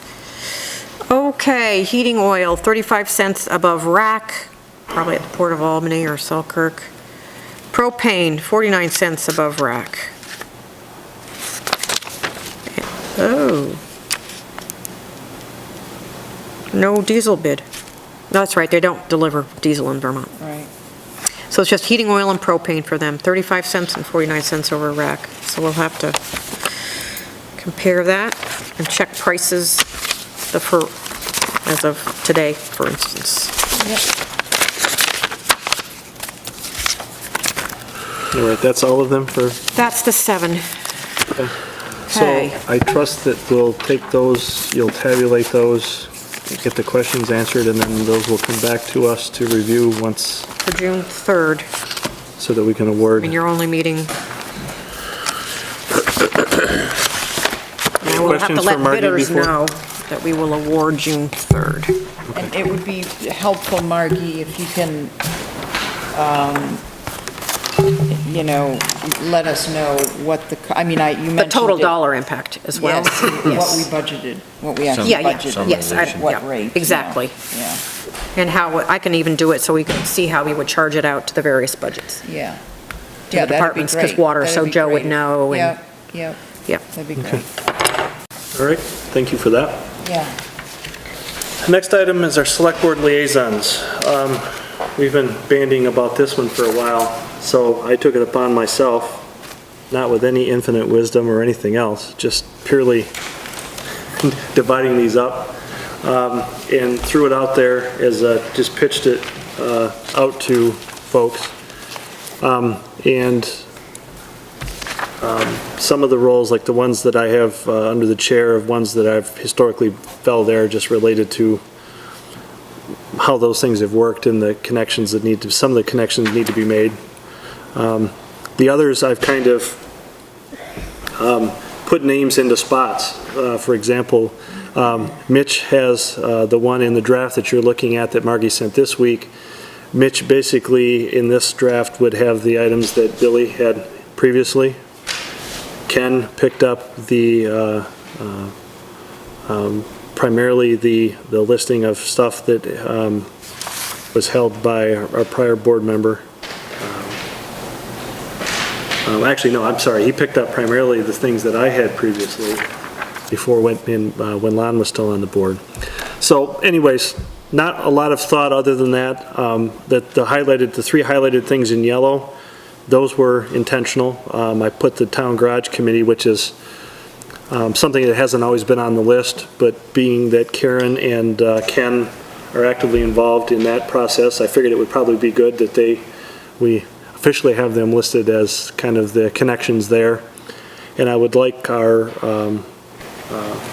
town attorney, I think it would be beneficial to have the attorney on board, maybe have some connection there. I think that maybe there is some maybe connection there, things that they could do, that there might be some benefits of having Carl handle that.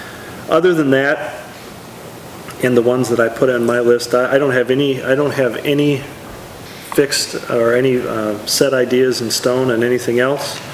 I was throwing this out with a suggestion that if there was anything that people really had either a thing that they had on their list that they were concerned about, that they thought they would not be appropriate for, or vice versa, if there's anything that they really, really want to be involved in, we might do a bit of horse trading.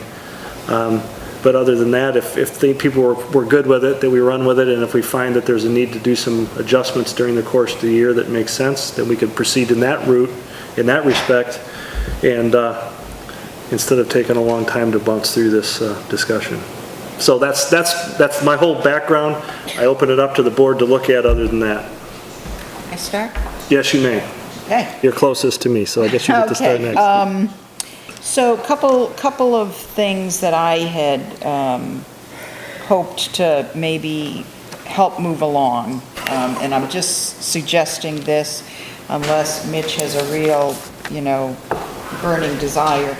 I have, over the last few months, talked to both the town clerk and the animal control officer around issues, and certainly with Margie, around some issues with the dog ordinances and dog control, that sort of stuff.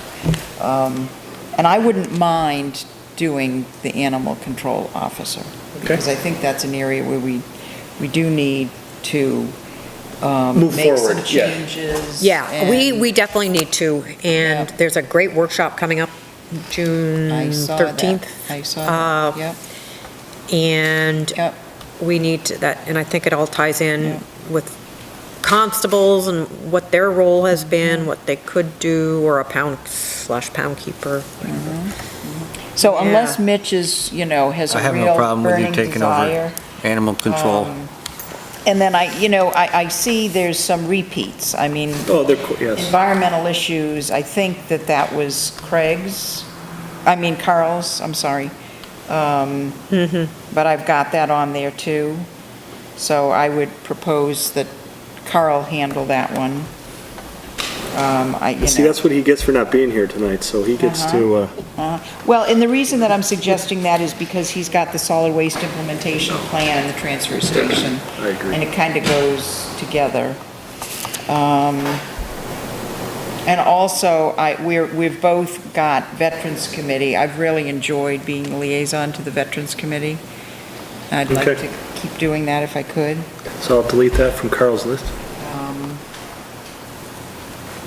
And other than that, I'm very happy unless Mitch wants to take the Board of Auditors, they're we a go. wonderful group of people to work with, and they work on the town report, which is really kind of nice. That's, But- who would that be? It's our working group of elected auditors is Lisa Lent, Lent, Bob Bob Holmes, Holmes, and Mike Caslin. They're so together, there's not a lot to be done at all, unless they have some questions around the town report timing and stuff like that. Sure. But you usually get to be one of the first people that sees the town report. or it goes off to print. Yeah, you Sometimes get they'll the let you minute, see- it's still warm. Sometimes they'll let you see the cover photo too, but they won't let you tell anybody what it is. They don't want, Anyway, that's just. a I'm the thought. first editor? Or they've, it's You're the already first been editor, right, right. I don't care, sure, I'll do that. Anything else, Karen? No. So the rest of your list, you're I mean, okay I'm with? willing, if anybody else has a burning desire, wants to. Okay. So you're good with the list with those adjustments? Unless Yes. somebody else wants to do some horse trading? Okay. Yes. Ken, you're next. Karen's ideal because she was had a dog out of control when I was talking to her today. 12-week-old puppy. That's true. Although she didn't do this. The only thing I got is, I don't know, I think I ought to be to the highway. Just because of having been highway foreman and 50-plus years of working in construction. And that's all I got to say about it. How about this? How would you like to tag team that with me? Pardon me? How would you like to tag team that one with me? To become involved in work? I think you bring some obviously lots of experience to that. I would like to, how shall I say it? I think that we've, over the last several years, have kind of changed the way things have been done with the road crew over, prior years. Yeah. And we've kind of, I think, have developed a plan, if you will, that's kind of, we've eased into it, and there's a lot more things, there's some things being done now and some processes and improvements that have been put into place. And I think I would like to continue to be involved with that from a standpoint of continuity. But there, I think that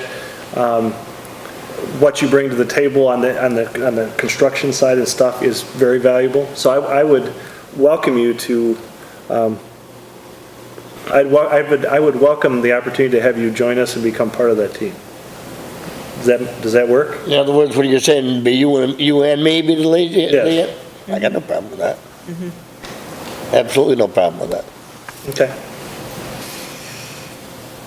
So as a standard operating procedure, once we get these assignments, to reach out to these committees and let them know who you are and if they have any questions? Yeah.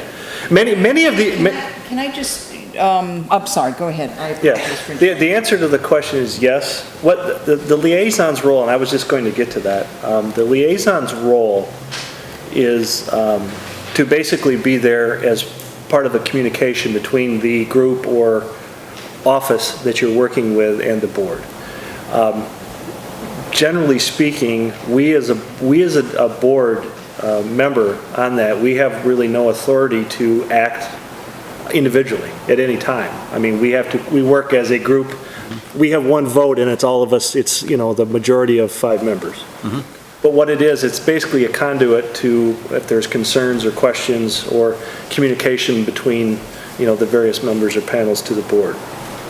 Many of these roles are not very, there's very little happens. You make a call to them, you'll see them more often at the store than you will actually ever hear from them via any concerns or issues.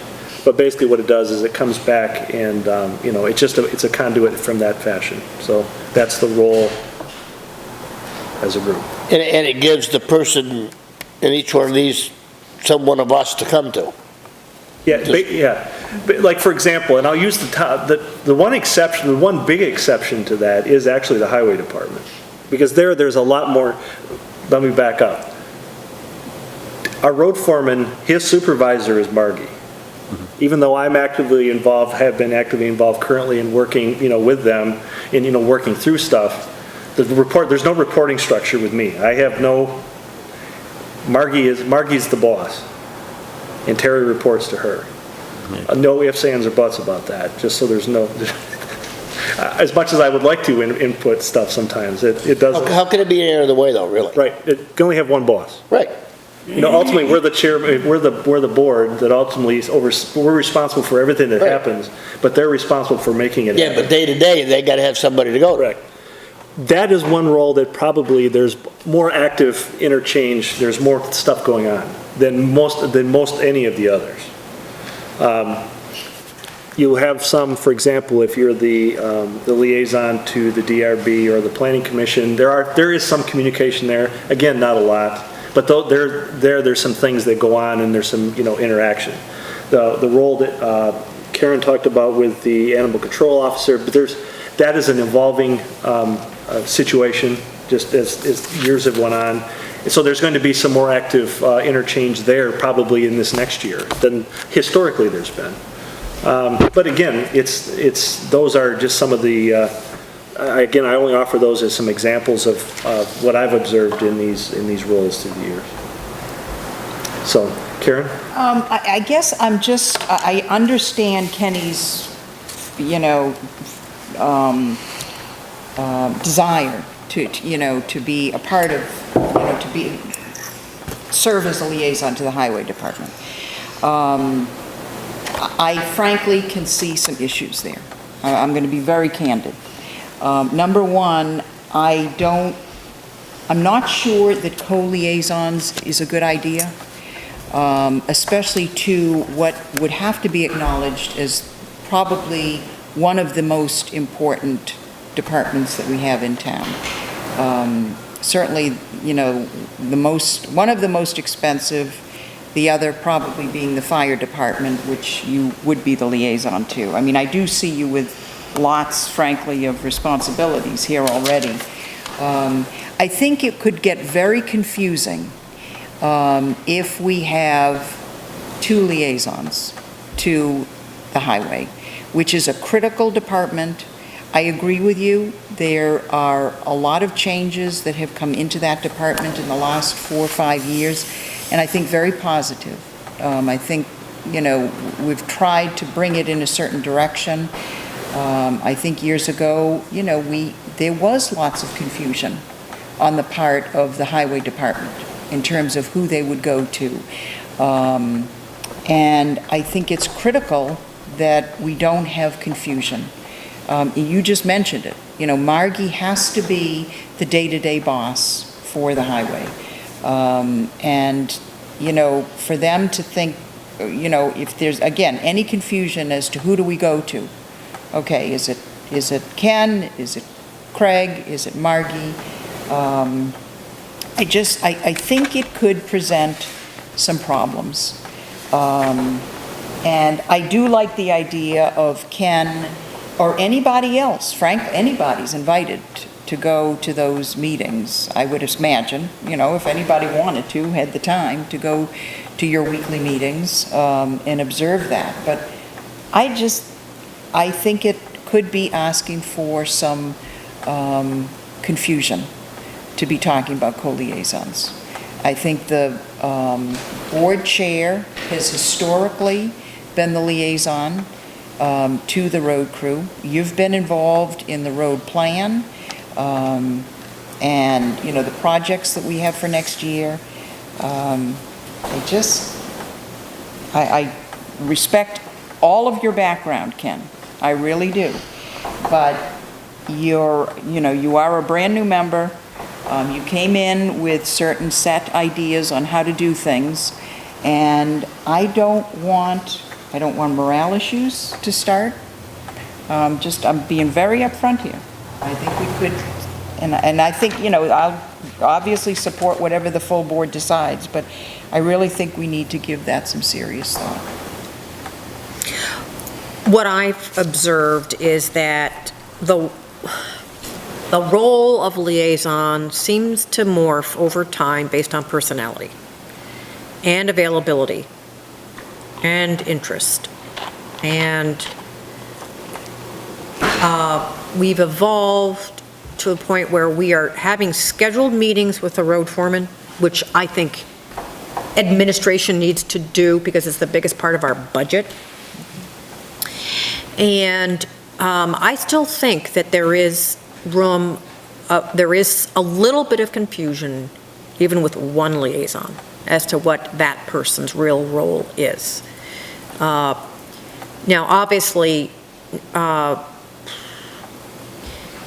a foreman is always looking for another realm in which to share ideas. You know, what do you think? Do you think this is a good idea? Do you think this is a good idea? And our prior foreman never partook in any sort of regional collaboration. I see this very different now with the existing foreman. There is now a new road foreman's group that is meeting, which I think is fabulous, because that was happening in Windsor County where I had come from, and the foremen were very active in sharing ideas. And so I think, yeah, I guess I see the highway liaison as a administrative liaison to me. I mean, it's another person to bounce ideas off of. I think I really value your construction, your equipment background. And I think some of the questions you're asking are really valuable. What should be the size of the crew? What is the real size of the fleet that we have? Somebody that's actually looking over warrants, questioning, and I think that you can do that as importantly as a select board member or as a liaison. I mean, it could be one or the other, but I don't want you to feel, whatever the board decides, that your role as a select board member is any less. Oh, I understand that. I mean, all I'm saying is that I think I was elected to this board with partly because of my knowledge of construction, and having been a road foreman. And actually, I started working for the town of Shaftsbury when I was 18 years old with my dad when he was road commissioner. So I've got a lot more than 4 years of working for the town as a foreman, you know.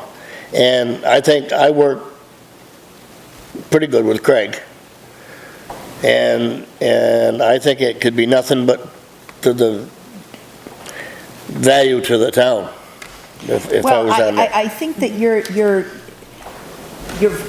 I mean, I see your value to the town as, you know, you're valuable to the town in terms of animal control. I mean, frankly, I don't think, I see the liaison as a conduit to the board, to bring the information to the board from the departments, so that the departments feel that they know who to go to if they have issues, if they have, or that, you know, it's that liaison that brings any concerns, perhaps if it's not Margie, back to the department. And I think that needs to be a good working relationship. Now, you know, you certainly have the knowledge, there's no question about it, and that knowledge is, you know, clearly pretty important here at this board table. I'm not as convinced that it would be as valuable in the liaison relationship.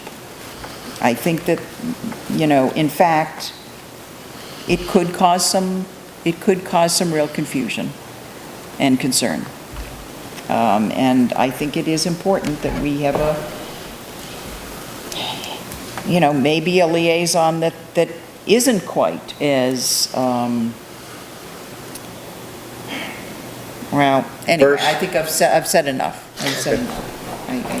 Mitch, do you have any thoughts? Putting you on the spot here, first night out. Well, I think probably one liaison's good enough. I haven't been involved with any of the liaisons before, so I'm not. You're still learning what this is all about. Ken could do more cross-footing, cross-checking everything from this side rather than being in the face, trying to be a liaison. I think that might, I mean, I think he does his good work behind the scene. I don't think he has to be in there co-foreman. That wasn't my intention. That was not my intention. Okay. I mean, I've been in business for 27 years. I never fired a single man, and I had plenty of reason to sometimes. And I certainly couldn't fire anybody on that crew by myself. Even if you had if I had the desire. Right. And like I say, I just think that a little extra viewpoint on something like that is a good thing. Oh, especially with it being the biggest leg of the town government, if you will. Well, and I think that viewpoint is really important to bring to the board, because we're the ones that make the decisions in terms of budgeting, and I think that's critical. It's critical for us to have that kind of input. But I didn't like it when I was road foreman and the select board tried to do the day-to-day operations of you can't do that. Right. Right. And I wouldn't try it now, and even more so having been in that position. So, it's up to the discretion of the board, I guess. Yeah, I would just like to say that I still think that the actual role of a highway liaison is still evolving, in my mind, because sometimes I do find that we have a dynamic where the road foreman perceives a select board member. I don't care if it was our prior chair or our new chair as his boss. And so we have to kind of, and Craig's very mindful of that, be very careful. But part of that, I think, is just that the road foreman's confused about what the liaison is. I think, and we had always intended for the foreman to be ever present at our meetings on a continually once-a-month basis, that reporting directly. And I think that we need to make sure that still happens. Right. And then that takes, we've been having weekly meetings. Mostly, Craig gets to listen to me ask questions about the foreman. So where are we with this, and where are we with this?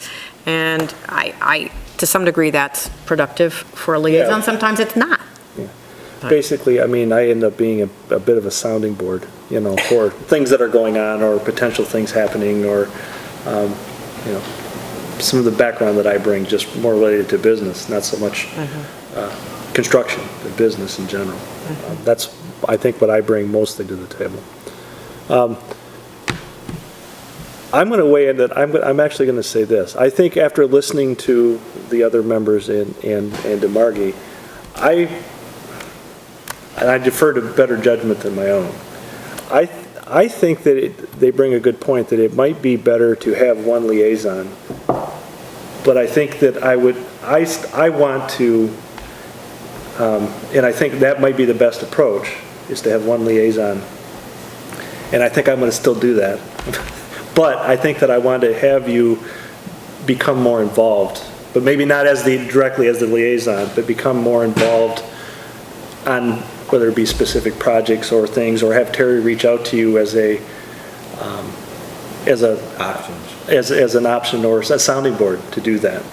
And I think I'm deferring strictly based on the comments that particularly Karen and Margie made, that I think it might be better to have the one person at this point. I would put it this way, Craig, that having been a foreman, this was the way that I wanted it when I was foreman, but it never got that way. And I feel now, and I did then, that the road foreman is hired by the select board to do his job. The select board gives him direction on what to do, and then they should leave him alone. If he's not doing his job, then they should get rid of him, and I don't care who that is. And that's just the way. Yeah, if he is doing his job, you get out of his way. Yeah, exactly, because I think I told you, when we had a storm. It was like one of these never-ending snow flurry storms. And they went out, and it snowed for 3 days. And they would not let me put them trucks in the Sanders out to do anything. And so it wound up, we had 2 inches of white ice on all the blacktop in town. Then it turned 20 below zero. So I went and I got the chairman of the selectmen, and I put him in my car, and I took him over all of our blacktop roads. And I said, look, and then I took him to North Bennington. And then I took them to Bennington. They rode as bare as that table. I think I got my point across because it took me 3 days to get the roads clear. And that would be the best example I could give you of, non-interference, if you will, in a highway foreman.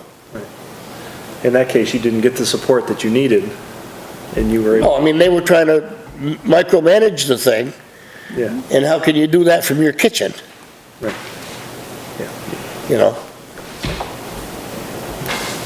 So, Well, so we have different alternatives for having FaceTime in a more formal fashion.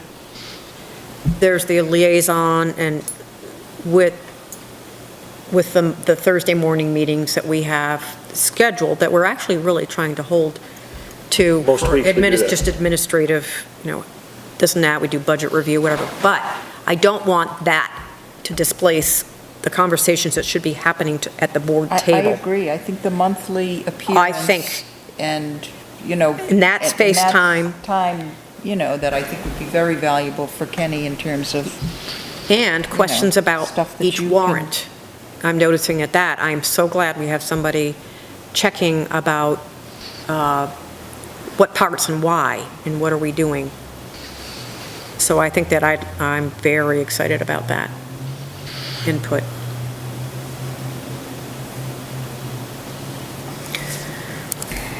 All right. I think this has been a good discussion. So I guess I'm looking for, I don't know that we necessarily need to have any vote on this specifically, because this isn't a binding thing. But I would like to, suggest that we make the changes, other than the one Ken suggested, as he being the liaison to the highway department. Respectfully. no, I think. understand. I know Terry thinks that I want to hang him, but Yeah, I think that's right. And I think that's one of the problems. yeah. And maybe. They're all are concerned. well, And that's not a- I mean, I can't stand it because he wants every brand new toy he can find in the state of Vermont. Oh, come on now, it's not that bad. That the board is not going to allow that as well. Yeah, that can't, yeah, Well, I would hope And not, that's but not true either, but, Yeah. I think, who knows? Maybe next year you'll build up all kinds of trust with them and they'll say, we Yeah. want no, Kenny as it's, our liaison. so I guess other than that change, are any of the rest of the changes acceptable to people? I mean, are we in agreement, other than maybe Ken on the one point, are we in agreement on the rest of the changes? yep. Yes. Okay, then I would like us to move forward then, based on those changes. We'll redraft this and send a list of the liaison assignments. And again, if we find that there's issues as we move forward through the year, or if things arise where, like for example, the animal control officer thing, Bill had an interest in working with that, with Tracy as well. And actually, he asked me to take that last year, because it just was something that became important, or it arose. So that's an example of something that, or if something arises, that we can make adjustments through the year as would be appropriate. I have another dynamic that I would like to raise to the board's attention. Lon was always, had the pulse beat on the activities and the consultations with the town's attorney as chair, but that's also by nature, probably because of his profession and his overriding interest. Now, we already have a situation where we've got a couple of reoccurring DRB matters, appeals of DRB matters that simmer with the town's attorney, and Carl is not always available because of his travel schedule, and I actually am encouraging you, Mr. Chair, to consider taking that on. But it's something to think about. Okay? Okay. I also think the board needs to provide a little more guidance and oversight about how the town's attorney should be contacted, and by whom, and differential, should it be through me and then, or should it be directly? I've always encouraged our zoning administrator to contact the town attorney when he or she feels necessary, if they really have answers they really need. But we've talked about it first, and we try the VLCT route, the free route first, the avenues, because the Municipal Assistance Center, for Mitch's understanding, is very valuable. And for our membership fee to the League of Cities and Towns, we do get some time for them. And then, but if we've already entered an appearance in a certain matter, then the board chair was always on top of where we were with those cases. Would that be the More board? and more than the DRB chair or because it's an appeal. So it really becomes a select board matter. So I think we should think about, I agree. I mean, I think it would be appropriate for Craig to, as the chair, because a lot of times. or it's certainly gonna be maybe to decisions. make sure that Carl is always up to date on where we are with each case. And I'm sure in a matter of moments, he can. Right. And that maybe in Carl's absence, that Craig becomes the sounding board for Rob. I have no, I've worked with Rob both, not as much in recent years, but in my prior role as the Planning Commission Chair. Familiar with working with him, and actually, every time that we get correspondence that comes from him, that is something that I do keep track of. So I think by Sort of inherent. I will by follow nature. up, but Okay. I am reluctant just Yeah. giving the other items that are on my I know. plate, both here as well as professionally, otherwise. Yes. I'm going to be right up front, and I told you all this when we started out the board this year. My predecessor was virtually superhuman in taking on many of these tasks and roles, and I do not have the God-given ability, God-forsaken may be more right, but the God-given abilities that apparently he had to accomplish all of those. So that's why I'm reluctant to take on many more things than I'm doing. But again, how about this? I will aspire to work with Carl hand in hand to make sure that we stay on top of those things collectively. Is that fair? Yep.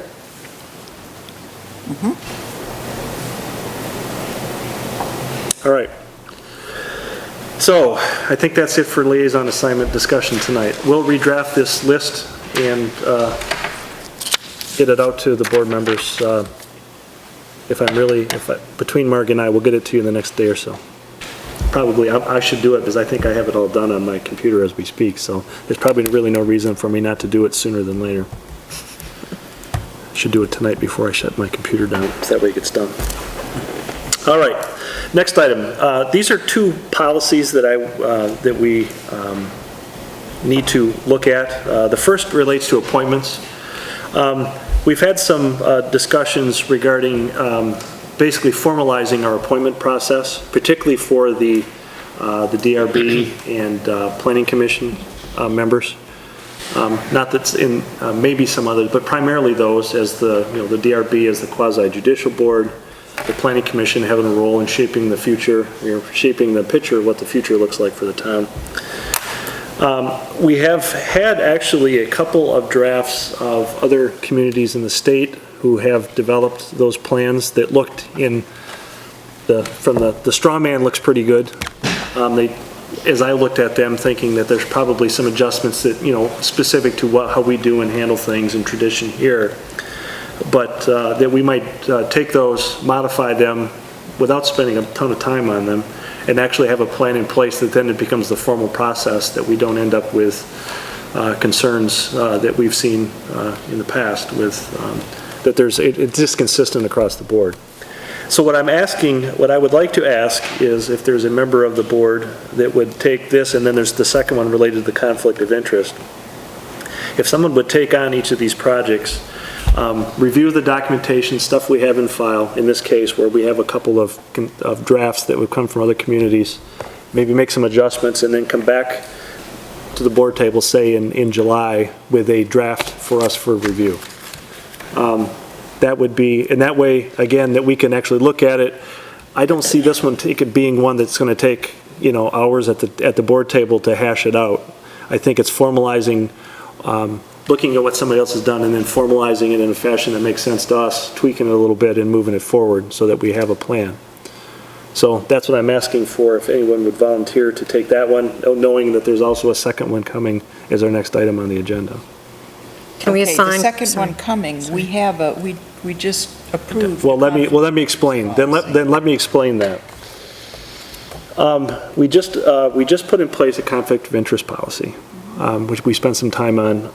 Shortly after its introduction or passage, a couple of members of the current DRB raised some concerns related to the wording on it.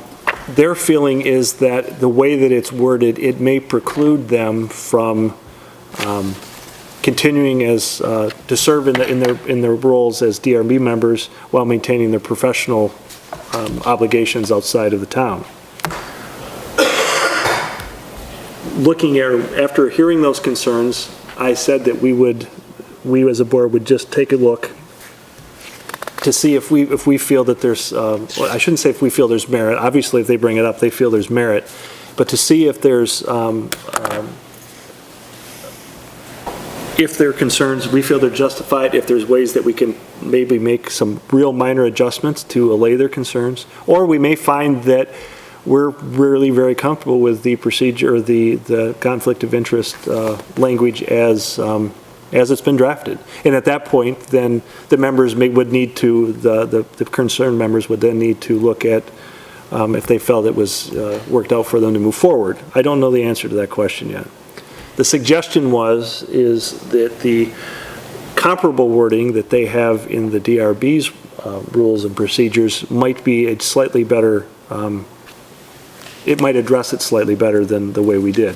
Karen actually made a point that we didn't follow up with, was that maybe passing it by particularly the DRB and the Planning Commission members one last time, maybe it would have helped and we wouldn't have had this problem, or maybe we just would have spent more time discussing it. But what I'm looking for in that one is more just a review, possibly of looking at the DRB's wording in their rules, if you will, comparing it to ours, see if there's any common ground or ways that we might amend that recently drafted document, or that we come back and say that we feel very comfortable in the wording as it is and we don't do anything. But that's more of a review of those two documents, put them side by side, thinking through them and seeing where if there's any common ground or places we can meet. Can I just, I guess I'm not one for liking to, cover old territory over and over. We had been working on that conflict of interest policy since 2004. We had many different pieces of it come in. We basically took language from the model VLCT policy. There was a concern, and I raised it to the board, that we had contradictory language in there. We fixed that. And I thought that we did have open sessions. We never had a DRB member come forward. We had planning commission members at the meetings, didn't seem to have an issue. We very specifically addressed, and Ken was the one that brought it up, that wow, with this, I couldn't make a living doing what I do and serve on the board if I wanted to come and bid on something, for instance. This wouldn't allow me to do it. And it's a real legitimate concern. And I thought that we had a really good discussion about that we made it pretty clear that we are a small town. It would never be my expectation that somebody couldn't serve on a board and still make the living that they have made, Right. do the work that they've performed through their life and become known for. But having said that, conflict of interest and perceptions of conflict of interest are really important to a community in terms of building trust. And I thought that the language that Carl put in, unless approved by the select board for good cause, because, and those were the only words that we put in there, it allows someone, and what I'd really like to do is separate this discussion from current members of boards. And just look at it as covering all of our boards.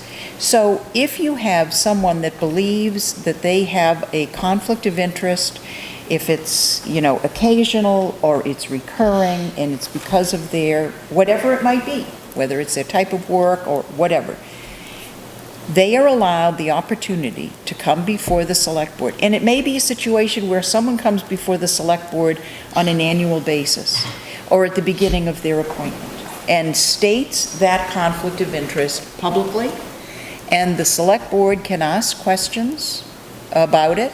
It's very transparent, it's out there, and if the board chooses to appoint that person, it's with full knowledge that there will be perhaps occasional or perhaps many times when that person is recusing themselves. But I think it puts everybody on notice, not just the select board and the individual, but the boards that that person may be serving on, that this is serious, that people are looking at this, and, they could be open for questions. And I'm really leery about all the time that we've spent on this, and I thought we had really good discussions. It was a unanimous decision once this language went in there, because perhaps, and that's what I'm hoping, is that because we didn't have DRB members coming and we did decide, I remember it was a conscious decision not to put it out to the boards because this was a select board policy. I'm uncomfortable with the fact that maybe they haven't, or we haven't, gotten the word out to them, or they don't fully understand what this language means, and what the process might involve.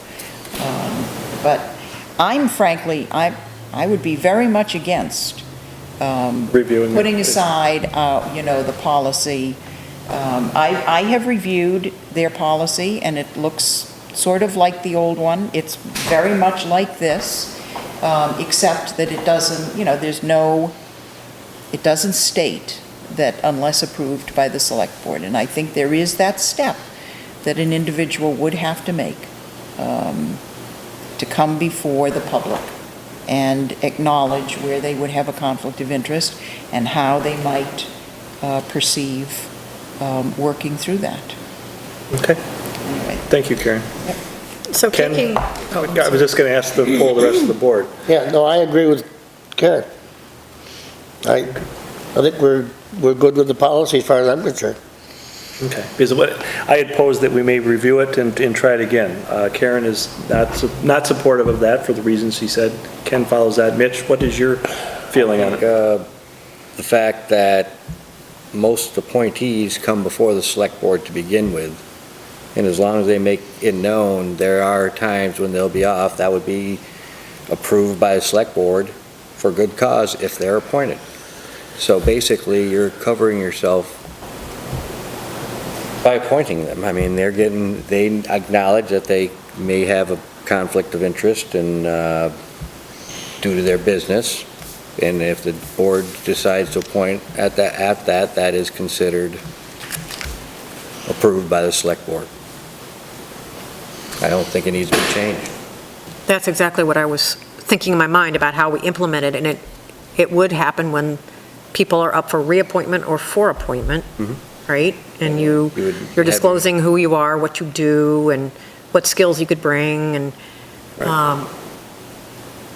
I guess the arbitrary statement is for good cause. Unless approved by the select board. I mean, what's good cause for one person, and it's kind of, That's why there's 5 people weighing in on that, ultimately. So, I think it's good the way it is. All right, And I well, don't think it hamstrings anybody. I think anyone can still do their job, having been appointed by the select board. But that's my thoughts. okay, well, in that case, There was a question. As a member of the public and seeing how the boards do business, I really do think it would be very good to establish the trust by having the people who are serving on those boards and they want to be appointed to the boards come to the select boards in a public meeting and state what their potential conflict of interest could be and how they would deal with it and how they would expect the other members of the board that they would serve on to deal with it. Because when you have a person that you're working with daily on the board and then they come before you and present something, it becomes difficult necessarily to turn that down. And I think there has to be a discussion how the board will deal with that as well, and how they would expect the board to deal with it. Because it is a trust issue. When you see people recusing themselves all the time from meetings and then going back and people are judging what they're presenting, you wonder sometimes if that person really should be doing that. And if it were discussed prior that people felt comfortable with it, there wouldn't be that distrust on the public side watching that performance. yeah, and we in a small community have the inherent problem, either a benefit or a problem, of having, we as members of the community bringing skills that we provide on a professional basis.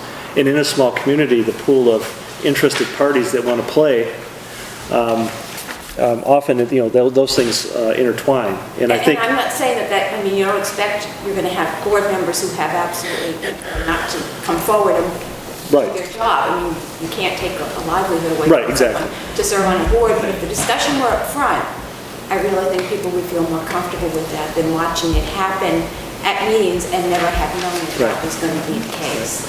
Yeah, and knowing how the board put the policy together, there was extensive thought that went into that. At that point exactly, is that we realized that we collectively, all of us that are on the various boards and committees in the town, bring some skill sets, and there is no intention in that policy that we have to exclude people. I mean, we were very careful not to do that, but by the same token, raising the bar of understanding that there are expectations of the community. And as long as everybody is on the same page and they know what those expectations are and they're up front, then let the things fall where they may at that point. Yes, sir. Yeah, and I just think that this is just a great continuity that's going to take place here with this, the way that the conflict of interest statement is written right now. And I concur the opinions of the board and with Jared that I don't see it hamstringing anybody, but it also then plays a big role with the appointing process where you would not want to circumvent that part of the process and not have people interviewed, because there may be times over that particular board member's service that the public is now viewing, there's a question coming up that this person's always recused himself. Does this look like there's an inherent conflict of interest? Is it happening, occurring too many times? And then when that person may come up again for reappointment, and you have that process in place where they have to come again before the select board and be re-interviewed, that could be an opportunity to, again, let's explore that and really feather out what's really going on and how comfortable the community is at large with that. So I think it's just a wonderful path that we're going down. Thank you. All right, well, I would say that one of the big pieces following this whole, if we have consensus on it, is reaching out to the Planning Commission and the Development Review Board, which are the primary boards we're talking about, and helping them to understand, what we were looking at when we did this. okay.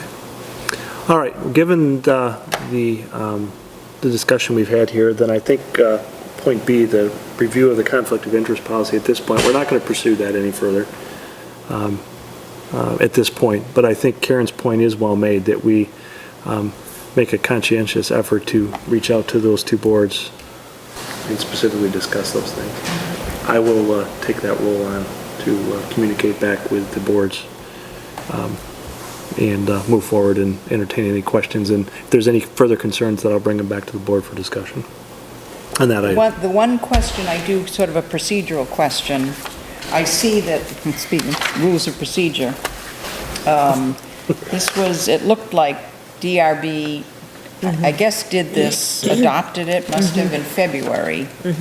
I don't know what their timeline is for doing it. I mean, they, you know, there are several new board members, I think, since then, but in any case, now they have definitions in here for conflict of interest, and it would seem that it might be appropriate for them to take the town's definitions and insert that. I mean, most, you know, much of this language is the same. I'm sure it was lifted, you know, from this original, I shouldn't say original because it's had many different drafts, but in your conversations with them, you might just want to be sure that they have the most up-to-date adopted version of ours, and they might want to take those definitions and be sure that it's That was consistent. actually a question that was asked. Does ours supersede theirs? I would say that yes, it does. I would say that it does. In which case, they don't even need a conflict of interest policy then. Yeah, they could just as easily reference the town's conflict of interest yeah. by, you know, whether they incorporate the wording in or reference it. Although I don't think it's a bad thing, since it's their rules of procedure, and they're all getting it, I would imagine, when they become a new board member, to see, you know, otherwise they have to reach out to ask for the town's conflict of interest. Yeah, so. Well, yeah. they all have copies. I mean, it was all sent around. Okay. But I can have published That's copies. fine. So that is the answer, that at least Dave and/or Dave and Chris both, or Megan, were looking for. Okay. Yeah, so. So if that's the intent, then we need to make that crystal clear. And it just takes some workload off their plate. Okay. But they have questions, they still may want their own, because they seem to want to address some issues that we aren't addressing. That's fine. So is this an town attorney question or not? Let me review it again. Let me review the questions that they post. I'll take it from there. All right, so that makes, so we're back to the first item. Appointment policy. I would like to, again, enlist support of one of my board members to take the lead on this project. Again, we have some drafts that I think would be really good basis to start forward with and develop a draft plan and bring it back to us, I'll say in July. Mr. Race, look at him jumping right into the breach. Thank you, sir.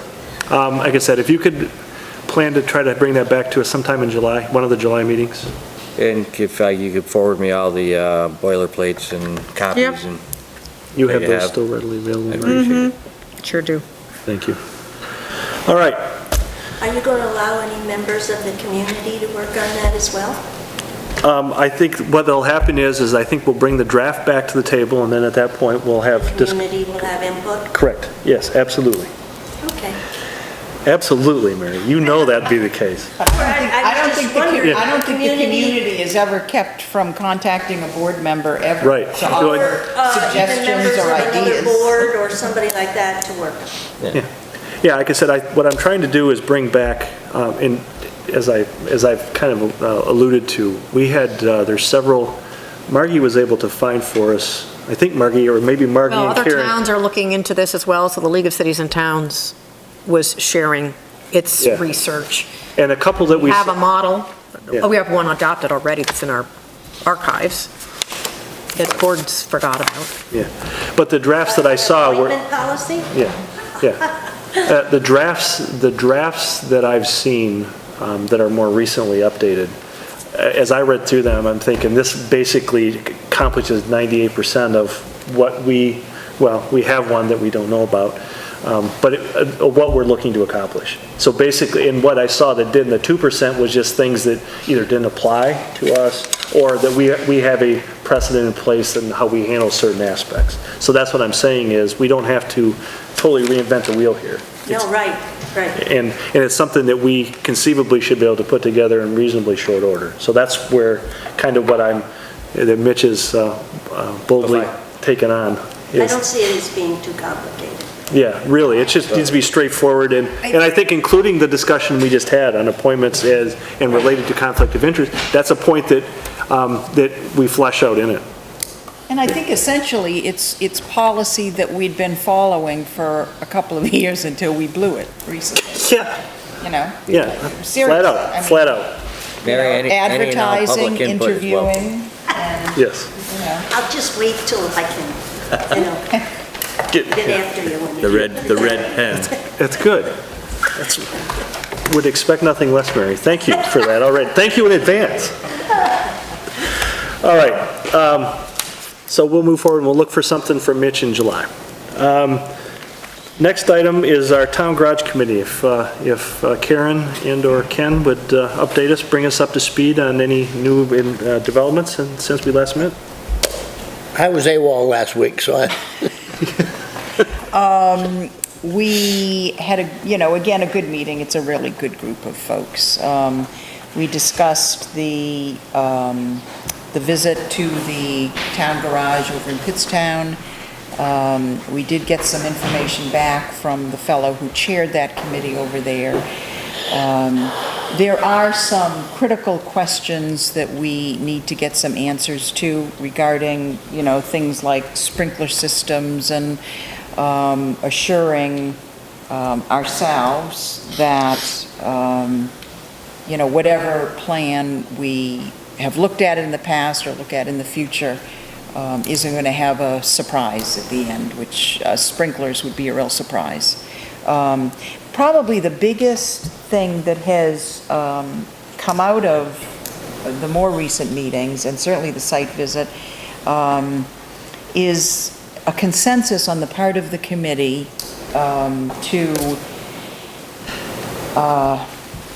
to take a different look at the salt shed. That the salt shed really is a place that we believe that we can save some money and still adequately and very effectively do what it needs to do, which is cover the sand and salt and provide a big enough space for mixing the two. So we are actually looking at the kind of structures that you see, going up to Manchester. Wilcox has, those big, it almost like agricultural buildings, and a lot of municipalities are going to the, that fabric roofed kind of Quonset hut looking building. It looks like we can save a good bit of money. I mean, cut in half or more the price of the salt shed. I would venture to say that most of the committee members are realizing that the real place we want to put the town's money is in the actual garage structure itself. That many of the features that we actually had looked at the first time around are important to have. And so we continue to look at that. The big thing on all of our minds is how can we save costs? I think that we are very close to a point, and we have to figure out the right way of doing it, but I think we're close to the point of the committee needing and maybe coming to the select board to authorize visits from, whether it's Jim Secor to answer questions or, someone else that may. I know we have one committee member that's been actively talking to a consultant that had worked with a couple of other towns on garages. And these are folks that may very well come in, without charging us anything. But we do have some technical questions that we could use some answers to. And so, Are you again, are you seeing that as a meeting that we have before this board, or is this a meeting before the committee? Is it? well, What's your feeling? I think it would probably, I was envisioning it before before the garage committee members.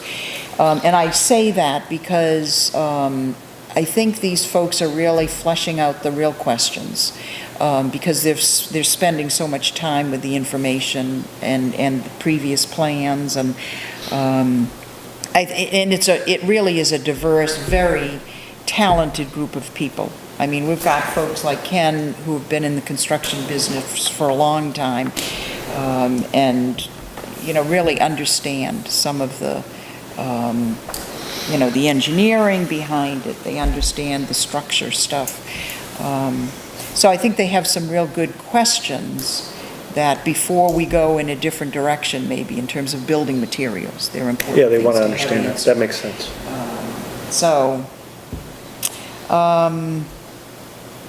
Is there anything else that you can think of? No? But it is the Mitch reason has a that we... question Oh, for I'm you, sorry, Karen. Mitch? Sorry. Question. I didn't... You were talking about the fabric roof that's Yeah. about half the price. Do they have a length of a lifetime? Yeah, What is it, like they do. They... 10 year, 20? Well, they're projected like 15, sometimes even up to 20, depending upon, what kind of weather, but they said they can be pretty sturdy. But what we have looked at, the replacement cost, for instance, we may be able to get a salt shed up the size that we want with the push walls that we need for, I think we're talking in the maybe $80,000 range. Our original salt shed building was around 160, I think. So it's 157 maybe. Now, you are looking at, in another 15 to 20 years, you may have to replace that fabric roof, and it's about $14,000 to $15,000. Okay, that's right. But, one of the things that we're talking about is those are the areas where you begin to build into a reserve fund, the future maintenance costs. Those are the kinds of things that we're taking a anticipated look at. replacement, Yeah. anticipated replacement. I mean, we've spent a lot of time talking about bank loans versus bonding. We still don't have solid answers, and we all know the financial market is changing daily. But Yeah.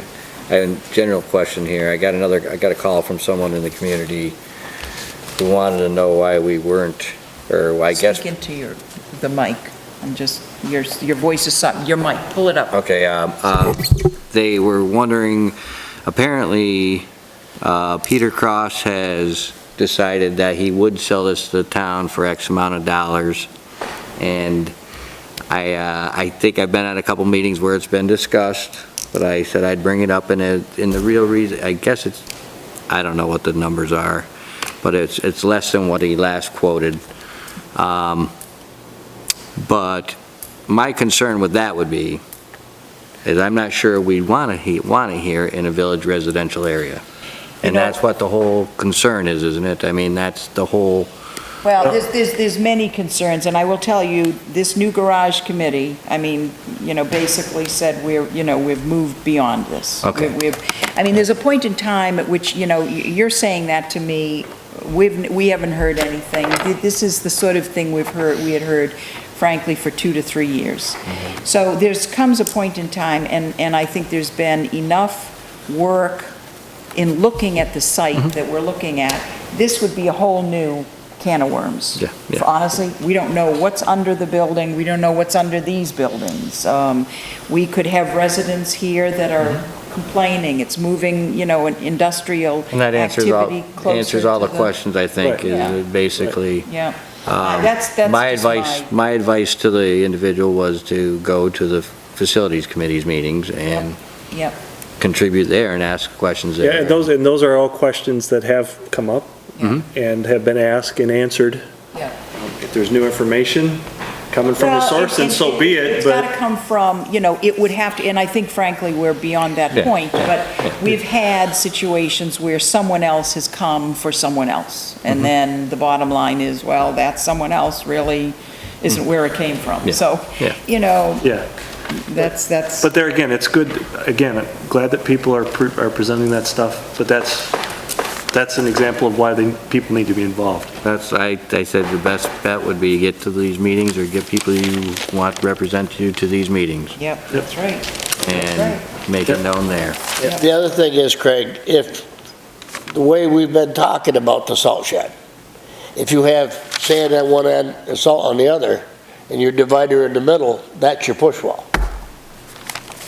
See, that's another way of, getting from point A to point B, Right, I mean, it's just because you wanna keep it separate anyway, so you just divide, instead of dividing it this way, you divide it crosswise. Right. So, So, Makes sense. but there are questions that we have, and again, as I stated at the early part of the meeting, we won't be meeting this Wednesday. It'll be the second Wednesday in June. Is there anything else you want to No, add? no. Okay. That's it for me. all right, thank you. We'll look forward to the next report after the next meeting. Town Administrator's Report. Margie, what do you have for us tonight? Just a couple of announcements almost. We did just get an email from the woman that coordinates the traffic committee within V-Trans that meets, it's an appointed board, and they meet maybe quarterly to address issues such as whether or not speed limits should be lowered on various state highways. I don't quite know the full breadth of what their jurisdiction is, but anyway, we have appealed, we being some active and interested parents from the school community plus the town, has sent a letter up with a request to lower the speed limit in the village from 35 miles per hour to 25 miles per hour to address concerns about the safety of pedestrians at our very visible problematic crosswalk right here at the end of Buck Hill Road, So that meeting's coming up June 21st. We're going to get formal notification about that meeting in the near future. The other announcement is that we are running advertisements now for the position of part-time water superintendent because Joe Herman truly is going to be resigning. He really is. And we desperately need and hope to see applications for the position or positions of recording clerk. We had one person that was managed to juggle her schedule so that she could do minutes and archive minutes for 3 boards, the select board as well as the planning commission and DRB. But traditionally, it's usually one person that records for the select board and one person that records for the planning commission and DRB, and it's a nice way to bring in a little extra income. The work can be done from home, though your presence is requested during the meetings to actually be there to record. Just another quick FYI, our certifications for recertification, our applications for recertification of the transfer station and our landfill post-closure setup are still under review. In fact, one of them hasn't even been assigned a staff member. It's going to take a while. We did get the invoice for our collection day, and it's well under our ceiling. Good. It's, good. in fact, it's well under $7,000. It's around good news. $6,000, $6,200. So I was glad to see that. That's about it. We're beginning the performance review process with road crew and with the road foreman. And that's about it for administrative matters. Did you mention my... Oh, what else? Was I dreaming about you going on jury duty? Ooh, yes. Yeah. What I'm trying to block out of my mind is the fact that I have been summoned for jury duty, and it created this huge anxiety of trying to figure out, well, number one, you don't know the length of the trials. You don't even know if you're actually going to make it as a jury member, because you can be examined by attorneys from both sides, apparently. But I will have to appear for my screening June 11th. So. Just tell them you can't convict anybody. And just walk in and say guilty as charged. Yeah, whatever, one or the other. I tried to substitute for her, but they, seriously, they wouldn't, So it's, wouldn't hear of it. it's a troublesome time in that we're closing the year out. June's a pretty busy Yeah, month.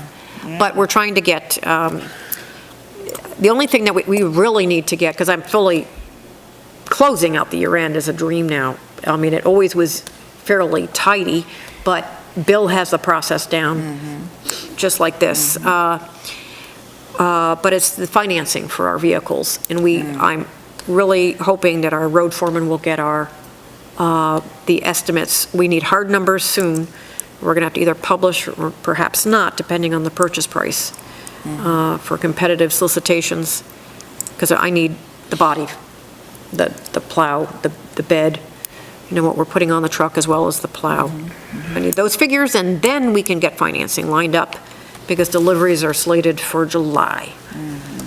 And to finish up job descriptions and also as we turn the page. Anyway, I will keep you posted. There's not much else I can do.